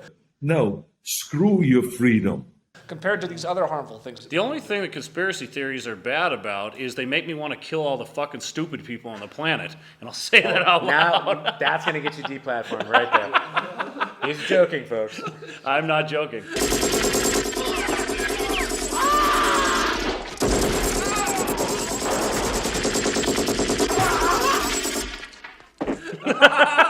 I'll state it here. Okay. No, but it just opens your eyes. You can't even have a conversation. It's like yelling at someone through a fucking glass door, and they can't read the message. You know? That's what Rogan was kind of presenting. Here's the facts. Here's the video. Here's what they said in books. Either and it's take it or interesting leave to it. see Rogan today, and there is all this money involved, Spotify. And, if you were in his shoes, you probably have to make the same thing work as well. It's like, dude, you can't just go out and start talking about the shit you used to talk about. For whatever reasons are pulling at. Well, the bigger you get like Rogan, you have to become more responsible. So that's why I call him Rogan Light. I still think he pushes the envelope more than anybody out there that's that big. But he'll never be Howard Stern too. You got to give him props. Absolutely. He'll never push the envelope like PCP right now, though. He'll never do it. It's just again. All social media platforms start out, especially Twitter's my best example, because Jack Dorsey is a true pioneer when it comes to social media and the internet, and he's very big in the Bitcoin and decentralized. He wants a decentralized social media where no one can control what people can post or not post. And he's a really cool guy, but once you get so big, you have to answer to all these head honchos, then you lose control of your own fucking thing.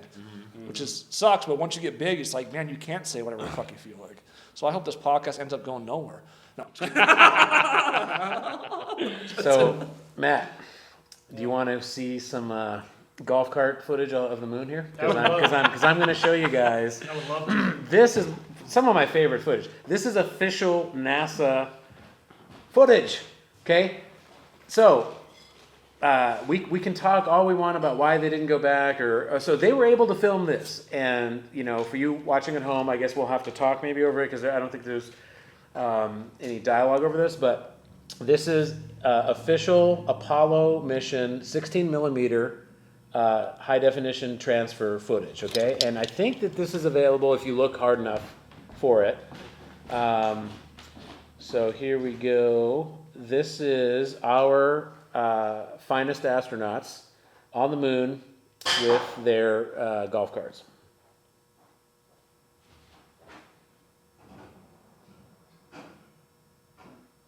So there's some other footage. So this is a compilation. There we go.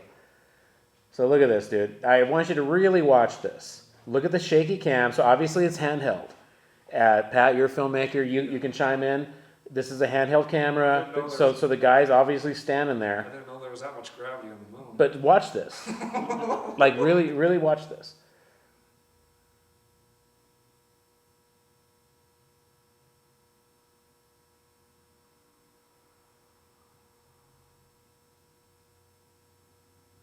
And I'm also looking at the horizon, right? And when the thing gets close to you. There's no gravity on the moon, right? Yeah. Well, what's holding all But the look at fucking- this thing, dude. Are you kidding me? That does not. That looks. Look at this shit. And then they had a camera on there too. This is a fucking sand dune somewhere, and they matted out the fucking sky. This is just, it's so obvious. Look at the horizon. Where and this is another thing. And the lighting. How is the lighting perfect? Well, but not only that, it's supposed to be 200 and some degrees, 280 degrees, whatever, in the sun and the moon. But also, if they could do this, why didn't they do that when Neil stood out there? And why didn't they have the guy with the handheld kind of just walk around the whole goddamn spaceship? Oh, yeah. Because look, you can fucking do it, and we're watching you do it. And look at this. I don't know what this is, but this is from NASA. Okay, yeah. So there's more. I just had a little 2-minute clip for you.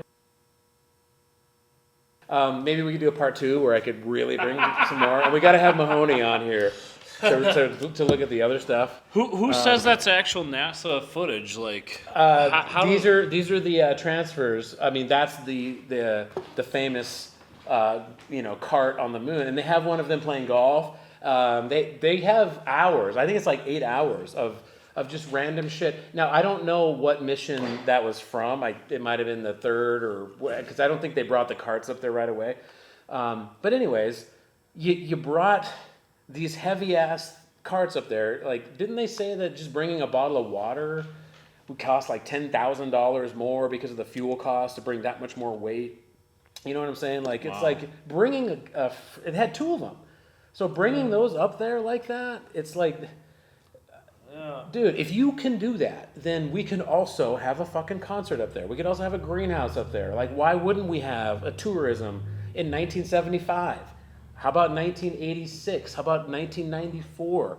It's 2021, and we're just now talking about we're going to hopscotch the moon and go to Mars, you know? So why did the moon, whatever, the golf cart looked like the fucking, that Wonka thing that Wonka drives? It's like, what's this shit hanging off it? Right. What's the so you see live pictures of them in like a spaceship or a rocket, and there's the water bottle floating in front of them, right? Mm-hmm. And they're all floating around. If there's no gravity, well, there's supposed to be a 1/6 gravity on the moon itself. Okay, well, why aren't like the rocks and why isn't there more dirt and sand floating off the moon? And you know what I'm saying? Yeah. Like, what's holding it there if there's no fucking gravity, or if there's very little? Or like he hits it, he hits the dirt. Look, it goes right back down. Right. And it looks like it's just filmed with a slow shutter speed in a desert somewhere. I mean, dude, come on. Like, I'm just not buying that they were up there running around in a goddamn golf cart like that. No, and I mean, I just think you would have more moon mist, sand mist, dirt mist, whatever, because again, what's pulling it back, And they claim that there's no gravity, It's not something we said. And I don't get it. It looks like the camera's facing towards them. At least that one is. But they're showing they had the technology, obviously, to go handheld and show you whatever the fuck they wanted. So why didn't they give you a 360? Like, hey man, like really show us. So Mike, there's a little glare there. Like it looked like. I don't know what that is. I will find that thing because they released that too. And they have so much stuff from the spacecraft that was orbiting the moon, and it just looks like a paper mache. You know what that looks like, Kelly? That looks like the fuzz trying to rejoin Joss Fruit. Well, what I'm saying is, before you exit out of there, there about 20 seconds from the end, there was a little glare there, and it looked like the sun. Do you know what I'm saying? Like the sun hitting the visor, and you could see like the whatever. I just want to confirm, is that what they call the sun was? Maybe about 20 seconds from the end. The sun hitting the visor? I just want to give... This? Oh, interesting. Yeah, pause right there. Yeah, so that's like so that could be a light source of some sort, right? Okay. It's just, as a filmmaker, how is the lighting fucking perfect? Mm-hmm. It's like, how do you have this perfect studio production type video? Well, have you ever been to the moon, Pat? Maybe the lighting is perfect up there. That's where we should film movies all the time. So there's one more clip we got to show you, and then I think we got to round the wagons. Round the wagons a little bit. Going to be rounding the wagons a lot today. Let's see here. Now, this is the most important clip, guys. So you're really going to want to focus on this one, okay? Of everything that I brought today. Shit. Enigma. shit. Death comes in the form of a man, and its name is Earl Wilkes. The story of a few teens that get cursed. Now this is worse than the moon landing. This is the actual cabal right here. This is what started it all, folks. This is what started the Prison City podcast. Hey, he hasn't changed much. Jesus. Oh. Did you like my thing with the hose last night? Wolfie walking in. Oh god. Marquise walking in. Or Willie King walking down the street. They would never see home again. Who's your narrator? It was me. Yeah. That was you? Yep. So we were switched roles at this point. I was going to be the actor all the time, and Kelly was going to be the director, camera person. I like how you do the trailer at the beginning, so you give away the whole fucking movie. I know. I don't think. I think like if the movie ever went anywhere, it would have just been the movie. I just put it on there just, or Pat probably actually put this together. I don't think the trailer is actually part of the movie. I think it was just to make the movie, you know, a little bit longer. See, that looks like the surface of the moon right there. Oh, you're super focused. Oh, that was just the trailer? That's one of our sponsors. Hey, so you are going to do a show where you just watch Enigma, right? I want to do it, get Matt back on there and do a show. We just sit there and watch Enigma and just comment. Oh, like a Mystery Science. Well, here it is. So, did you watch Enigma? I scrubbed through some good parts. You could like watch Enigma because it's about 45 minutes long. You could watch it, then you can have like the second half just comment and stories. Folks, where is Enigma available? Is it available? It's on YouTube. You search Enigma 2000. I will put it. We'll put a lower third so people can actually watch the. Yeah, check it out. Cutler Brothers, one of our first films. This is one of those videos on YouTube. I'll go back every once in a while and it'll have like 50 more views or something for no reason. I know. Really? Then we got like comedy night skits, like the Home Alone skit that you and Matt and Mahoney were in, has like 3,000 views. Oh yeah, I know. So that's what made me think like we need to focus on things that people know, so they're going to be searching. We were talking though. We'll see how this DOS Fruit video turns out. But then, if we could have Mike come down during maybe one comedy night a year and just do a high quality video of a comedy night and put those skits online. Absolutely. What's your problem? The problem is you were a goat today. We're here. Let's Carrying her in on his back. I hated the writing. My writing in this. What's wrong with John? Nothing's wrong. You just called me a dick for no reason. Yeah, whatever. Hey, John, man, what's going on? No, Is this like a B movie, or would you say like a C or D? Oh no, this is. I don't know. This is classic. Just been stressed out lately. This is a cult. This is a cult film. I'm waiting for your line. You've always been a pussy. I guess I'll just relax and have a good time. All right, then it's settled. Let's have some fun. Mad freeze. I did the music too. How about you, hun cakes? You staying in my ice sleep back tonight or what? You wish, ass breath. Let's play a game. A game? Yeah. What kind of stupid ass game do you want to play? I don't know. Any suggestions? John! How about truth or dare? Yeah! All right, I go first. Fine. I dare Cammy to go swimming butt naked.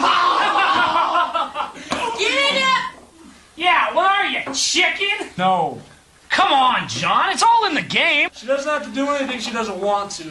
Oh, John, you've always been a pussy. Let's do something. I put that in the roast of Kelly Cutler. Oh yeah, you did. Yeah. You've always been a pussy. Yeah. So in the opening of the roast of Kelly Cutler. Oh wow. So I was kind of scrubbing through it to find the good lines, and that was like, that's going in. We co-wrote that, and I really created the character John. And after I started acting, I was like, "Fuck, this guy's a douchebag. I can't stand him. I couldn't stand playing that part." And I was just like, She doesn't have to do anything she doesn't want to. I know. I was like, He's "What got the to boycott Pat I Cutler. know, now we gotta, me and Kelly, looking back, not that we can redo it, but in today's, we have reverse roles. I would play Kelly's part, and Kelly would have played that John part, probably. Yeah. Our writing's got a lot better than since then. Now we do horror films. Because of Enigma, that's why I didn't want to write very many lines for Redgate. Because I struggle. It's so hard to write serious, like, horror Yeah, movies. just make it sound, original or real, you know. Well, let's put in a plug for Redgate. Just watched the latest Redgate film. Very good. Yeah. Probably the best I've seen. There's real footage in there. There's real stuff in there. It's Redgate, and my mom was like, "Well, that's not really true." I was like, "Actually, almost all of it's true, to tell you the truth. It's really true. It's not like a fictional thing. It's a very true movie." Yeah, I think that's what I told Pat. My only note after watching it was, I can't pinpoint it, but it was still something with the dialogue just seemed still a little like forced or off a little bit. Not as much as like fucking Enigma or something. Or the moon landing. Yeah. Just parts of it, like I said, the weed smoking. Like, well, they smoke a lot of weed. They do smoke a lot of weed, but it's like, is that like literally like if we were filming and no one knew we were filming, it'd be like, hey, where's the weed? Maybe, you know. Anyways, I can't pinpoint it, but I think if we just tighten, he's got to cut stuff out anyways. Yeah. So after he makes like the cuts to put in like the what new he shit. said, like, it's going to transition very well from what we filmed the last month to the rest of the film because people are going to believe whatever the fuck you put in front of them. You chop another half an hour off or whatever to put the new stuff in there. I don't think the film's going to have any problem at all because like that film we watched the other night was like so tight, like just needs like one more crank. Yeah, you know? it's so tight. And once you drop that first 30 minutes of real, true, actual footage of real stuff, it's going to drop that anchor. Well, and they say, and why then did it's to drop the anchor and then just... They won't have time. Yeah, after the first 30 minutes, they're not going to have time. The audience isn't going to have time to dissect it like a B movie and go, man, this fucking acting sucks. It's going to be, you're going to have to make it so quick, you know? Yeah. That they don't have time to think about that I shit. haven't put video filters or anything. What are you going to say? Well, I just say about Castaway, you know, a lot of Castaway is a whole lot of Tom Hanks doing nothing or chopping down a tree or something. But Roger Ebert... Speaking of Castaway... Yeah, Roger Ebert, he said people enjoy just watching people do something on film. Yeah, you know, they're hiking through the woods. Man, that's beautiful. I'm glad I'm not up there, but it's cool watching other people. Yeah, there's a do lot it. of times I'd watch that. Oh, that's a long shot, but it was like, well, people enjoy that tension of not knowing what's going to happen. Survivor stuff, like, man, he's alone. Yeah, I'd totally do that. Climb up there and get those coconuts. Oh, how's he going to open them? Sounds super boring when you explain it. There's 10 minutes of him just getting a coconut and trying to figure out the best way to open it to eat it. Yeah. And it's entertaining, obviously. You Right. know? And that's just storytelling. And so, you know, I know we're kind of going off here for maybe we've trailed a few This people is off. the $10 additional. This is the bonus episode. Yeah, bonus this is the bonus episode. So for the people still listening, we're talking about Redgate, and it's, without giving anything away, it's a really unique film, I think, because it is a real documentary of real events that have happened, and then it's also a narrative horror film. And I think that people are going to be really surprised going into a film that is one thing, kind of like we were talking about From Dusk Till Dawn. Yeah. It's a very much like, but it's totally different. And so I'm not giving anything away because like you're not even going to believe what happens in Redgate because it's so different. The weird thing about Redgate is, I mean, it is part narrative a little bit, but it's like fucking, seriously, 10% narrative. Right. It's like 10% of it because everything that happens or discussed in the film is things that truly happened. And that's what makes it so fucking creepy. It's so fucking true. But yeah, I wanted to do a film that wasn't like every single other fucking horror film you're going to turn on your TV set and like, okay.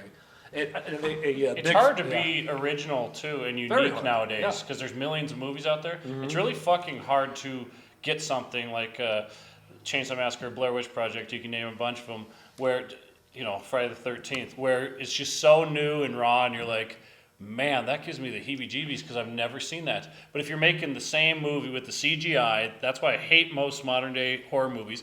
The same fucking alien and same ghost plot, thing is in same every plot movie. lines. With that sound effect. It's in every fucking movie. It's like I've already seen this. And people just eat it up. Well, like I said, if something can make you, say like Jason or Texas Chainsaw Massacre, if something that happened thousands of miles away from you, and it's not even real, make you afraid to sleep in your bed in Deer Lodge, Montana, it made me, not to say that happened to me. It made me feel really good because I'm on. Do you guys see like this horror movie? Like it's a page that people post on Facebook. Yeah, I added you to it. Oh, okay, that's why I keep seeing it. So somebody on there the other day said, original Texas Chainsaw Massacre is the worst fucking movie. It was so shit, you know, the filming was terrible, blah, blah, blah. That's their post, and there's like 1,000 comments. It's like, oh man, it kind of made me feel bad. Like, I'm like, that's actually a really good piece of art. Well, every comment was ripping I'm a new asshole. Are you a fucking idiot? That's like one of the best movies of all time. But critics are people that don't make the films generally. Right, I mean, right. There's very few critics who are actually filmmakers. Yes, If Redgate happens the way I intend to, it's going to look like a fucking snuff film. Because it's going to look like it actually fucking happened. And let me say one thing about Redgate. Having seen it and working with Pat on it a little bit, Pat set out to make a film. And he set out to make a horror film, right? And then his actors, you know, went their own separate way. And then Pat, just being open to, you know, like, he's not trying to model it off of any other film. So what he did was he took that narrative of these woke people in his film and put that back into the story of his film and went and refilmed some stuff and made it part of the story in a really cool way.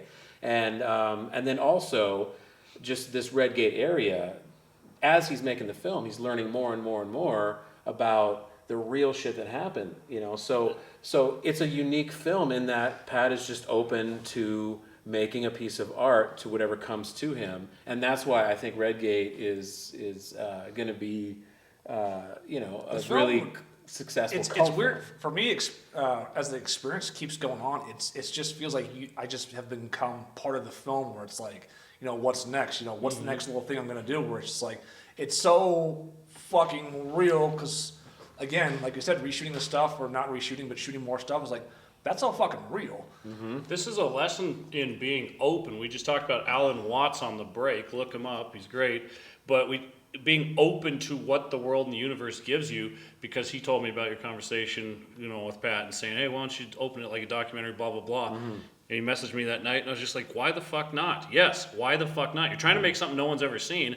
It's going to take time. Just like, again, in the improv show last night, the best joke that can be told, you don't have to like say, oh, I fucked her in the ass, you know. If you give it a second, just like Quaaludes again, if you give it a second to kick in or for your mind to work, it's going to be so much better. So being open to the universe sending you this like film that you never expected to make and not going, nope, it's already perfect. Well, nothing's fucking perfect, so it can only get better. Like, your thing can only get better in life if you allow it. So yeah, it's crazy because now I've talked to psychics, I've talked to I've talked to like to Alan Watts, marriage counselors, down the rabbit hole, witchcraft people and stuff, and I've asked for advice where I should end this film and where it's going, and I asked them to cast spells on the movie. And I warned him about that last night too. I'm like, what was your favorite part of? I know we got to end here soon, but I was just interested. What was your favorite part of the film? Like, was there Redgate? Of Redgate? Well, was there one thing? Do I want to give anything away? You know, okay. Maybe in generalities. If you can say it without saying what happens. Yeah. Okay. Well. Where he stabs the bitch. Okay. No. Just gives it away. Okay. The beginning, going up in the trailer or in the mobile home. You know, you guys are driving, talking your shit or whatever, and then you come across this fucking weird guy who's out there just standing there. And Pat's got this music, you know, just creeping in. And this guy's just talking to Kelly. Kelly's in the movie. What's your character's name? Rip. And Rip's just like kind of getting a bad vibe off of this guy. And then you wind up just, you know, the guy needs help, but the guy's being a total unreasonable, like, it's almost like the movie Children of the Corn. You ever see that? Oh yeah, that old movie where it's just creepy, like the locals are just super fucking creepy. Yeah. And then you guys just leave, right? And then later on, you're kind of thinking, is that guy going to show back up? Like, what's the deal with that guy?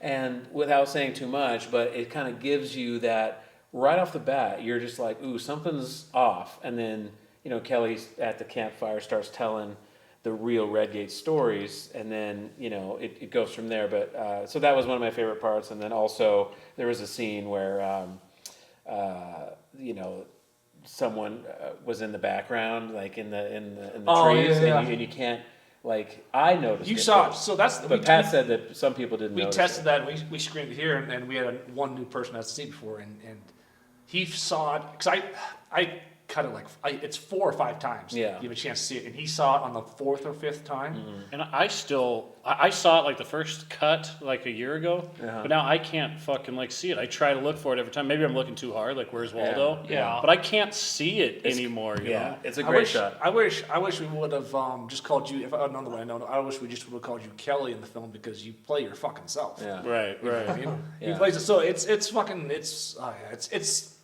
even that sequence that was all.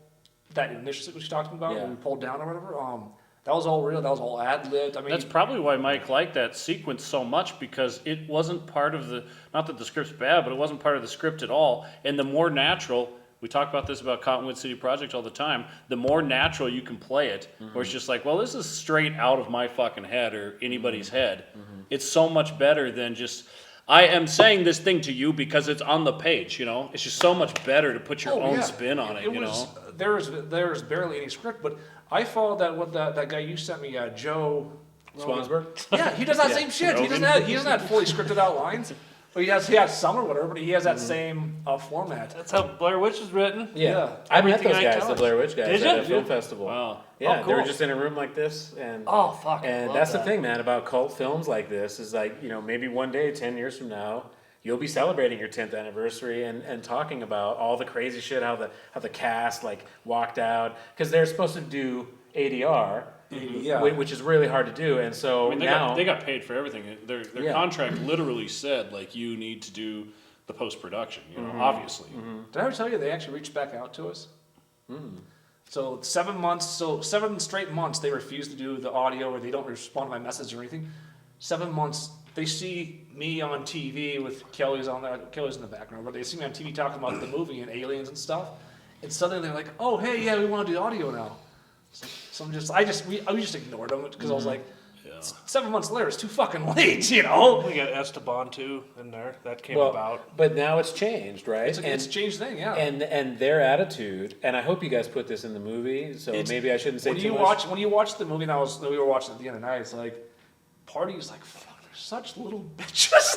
Yeah. Well, and with the I don't want to see them die. with all the audio and stuff, not to go into too much detail, but all the audio, like nobody would fucking know a single thing about the post production unless you know us. And even then, like Pat does a really good job filling in.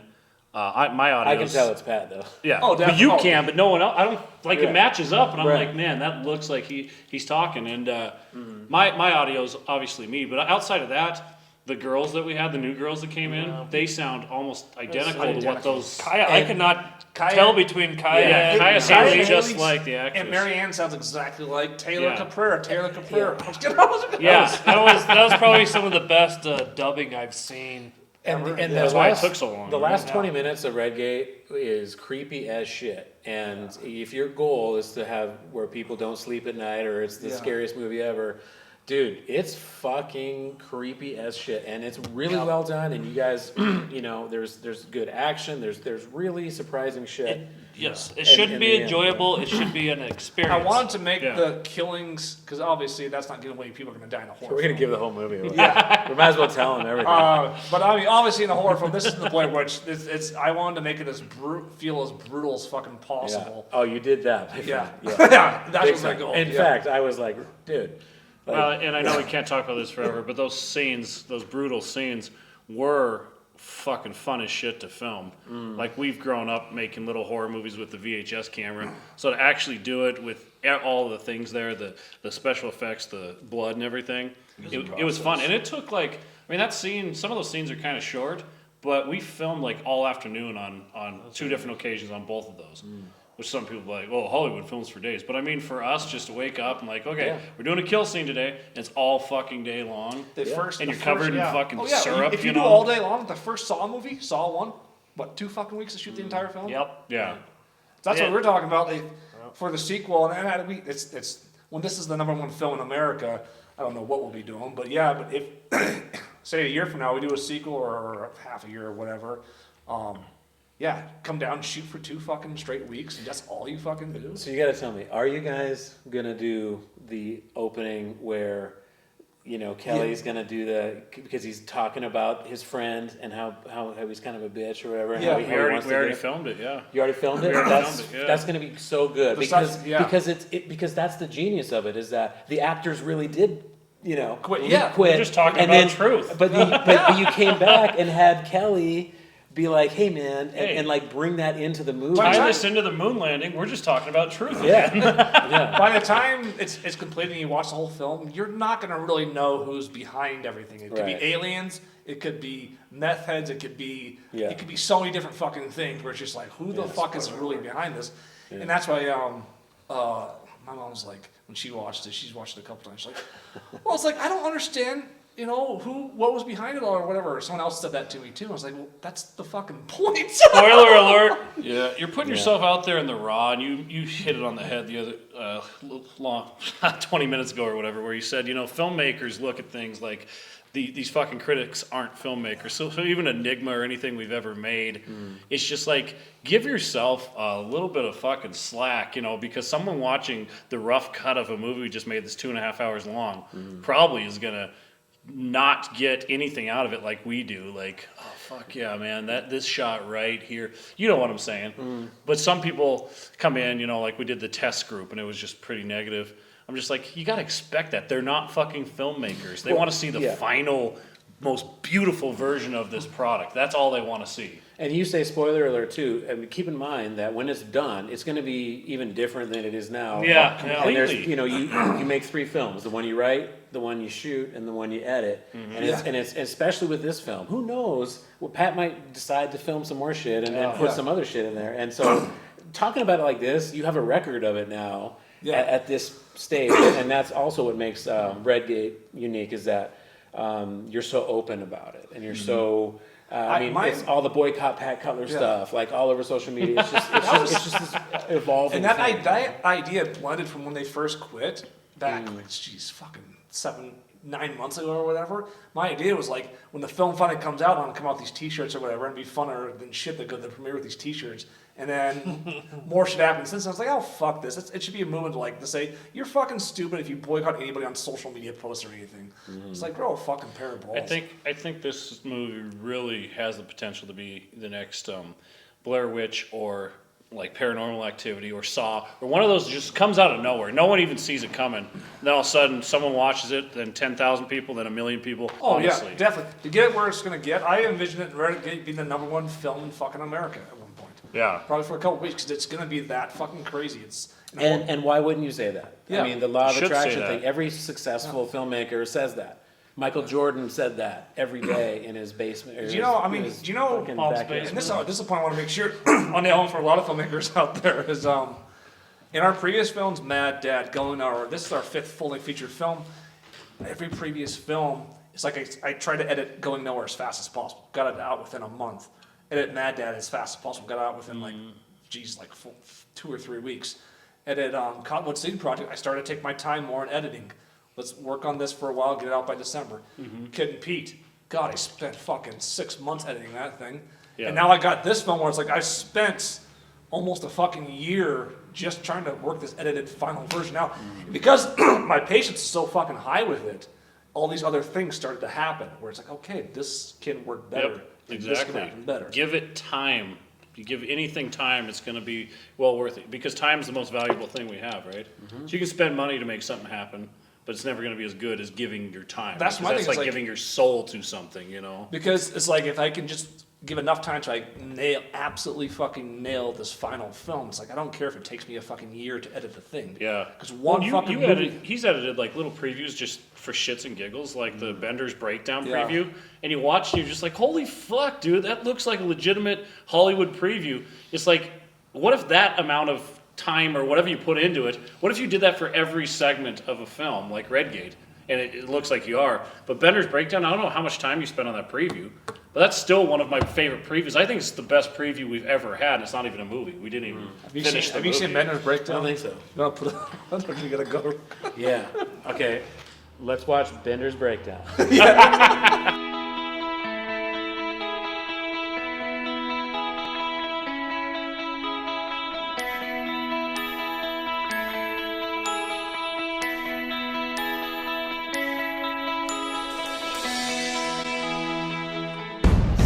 I'm the only security guard that works here. Security guard? You think I'm just some security guard? I have a job, stupid! This is joking, you big fuck. Don't worry about Nicole. I'll take care of her. Carson, we're done. Car, get your ass behind! Get behind! Get out of the car! Get out of the car! Let's go inside!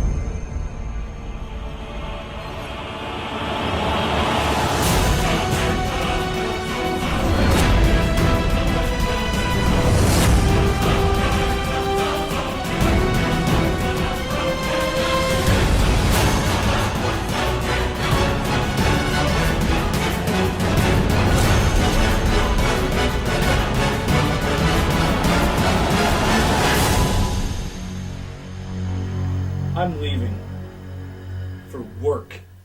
Whew. Well, yeah, man. So if you guys ever wanted to do another one with the moon, I got way more footage. Like, we're just scratching the surface. I'm telling you. Like, There's like 8 hours of footage that NASA, official 16 millimeter footage. We just looked at a little tiny bit, right? So maybe that's enough. Maybe people want to go research it on their own. Maybe you want to go listen to Joe Rogan talk about it more.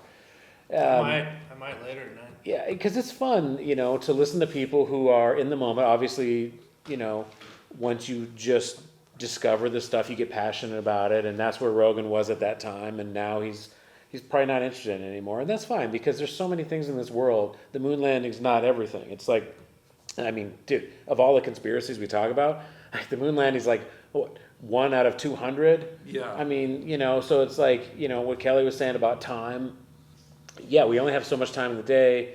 Our time is always, our most valuable commodity is our time. And so I certainly don't want to spend more time looking at the moon landing, trying to prove that we did or didn't go, because one day I believe that I'll find out if we went. And guess what? When you do die, you're going to find out that the world is so much crazier than the Matrix could even write. Oh, yeah. And it's just like the moon landing won't even matter. And in fact, you'll probably be elevated above a sense of humor. Like, you won't even be like, aha, that's really funny that they faked that. It's probably just like, it's just not even something you would even focus on, because you're in the presence of God, or you're in the presence of the Creator.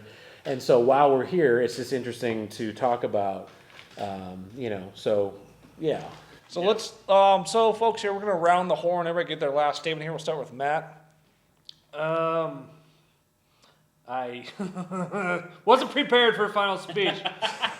Yeah, good shit like always. I had a lot of good points that I had to say, but like Mike says, there's not enough time. So, and once you have it in your head and other people start talking, then it gets lost. So I want to say a lot of good points were made today, but there's still a shit ton more out there. All right, Kelly? Watch Alan Watts. Listen to him. He's a great philosopher of the modern era. So I'm just going to go with, because we can't control anything. I reached my pocket, I found this, and it might mean something to you. It might not. It doesn't matter. I'm just going to read it because I don't know how else to end my 2 bits. A leader is a person you will follow to a place you wouldn't go by yourself. So hopefully that means something to you guys, or someone out there is listening, but that's my final statement. I'll go with my final statement here. Started out the show drinking Mountain Dew and water, and now I'm drinking my own blood. Nice. So just Which another has AIDS in it. In 1 hour and 20 minutes, we actually start the second episode of the Prison City podcast tonight. Had to squeeze in because I'm going to Pittsburgh, so it's going to be. We have an hour break. We're going right back on the Prison City podcast. But it's been a great show. Come check out Redgate's film. When the finals comes out, I won't have to beg you to do it because you're going to be the non-popular kid if you go and see it. So the moon landing clearly is an interesting topic. I think it's a lot of fun. Again, we could do tons of episodes on this, but Mike tonight brought a lot of great stuff, great discussion, and it's been a lot of fun. So Mike, why don't you end the show out for us here tonight? Was this a fortune cookie paper? It was, and I can't remember where I got it, but I felt... It actually says that wasn't chicken. I got it, and I thought about keeping it, so obviously this was the time to bring it out. Sure. I'm going to give it to you. Stick it somewhere and just pull it out of your shorts whenever you find it and give it to the next person. Keep it in my shorts. And this is just, I love this because words have power, right? And the things you say have power, the thoughts you think have power. The truth is out there, I guess, if I'm just going to say the last word. The truth is out there, X-Files, right? Like we all want the truth. More people than ever are waking up to the news, to social media. We hope that it keeps going in this direction, and, just looking at stuff like the moon landing, if this is your first time looking at this, or if this is the first time you're really thinking about this, just know that it's, the truth is always, like, the truth doesn't mind being scrutinized, right? Like truth is truth. And so whether we watched what we watched, whether that was a lie or not, the truth is always the truth. And so that's where we take comfort. And Prison City Podcast brings a lot of bullshit and a lot of truth, right? And I think the viewers can discern which is which. And yeah, I love you guys, and I love being here on your live theater stage, and it's been a pleasure. And there is no red gate in Red Gate. Spoiler. All right, thanks for tuning in, guys. And next week, Mark Mahoney finally rejoins the show. Peace, Willie. Peace. Thank you. But if I were to say, my fellow citizens, that we shall send to the moon 240,000 miles away from the control station in Houston, a giant rocket more than 300 feet tall, the length of this football field, made of new metal alloys, some of which have not yet been invented, capable of standing heat and stresses several times more than have ever been experienced, fitted together with a precision better than the finest watch, carrying all the equipment needed for propulsion, guidance, control, communications, food, and survival, on an untried mission to an unknown celestial body, and then return it safely to Earth, re-entering the atmosphere at speeds of over 25,000 miles per hour, causing heat about half that on the temperature of the sun, almost as hot as it is here today, and do all this, and do it right, and do it first before this decade is out, then we must be bold.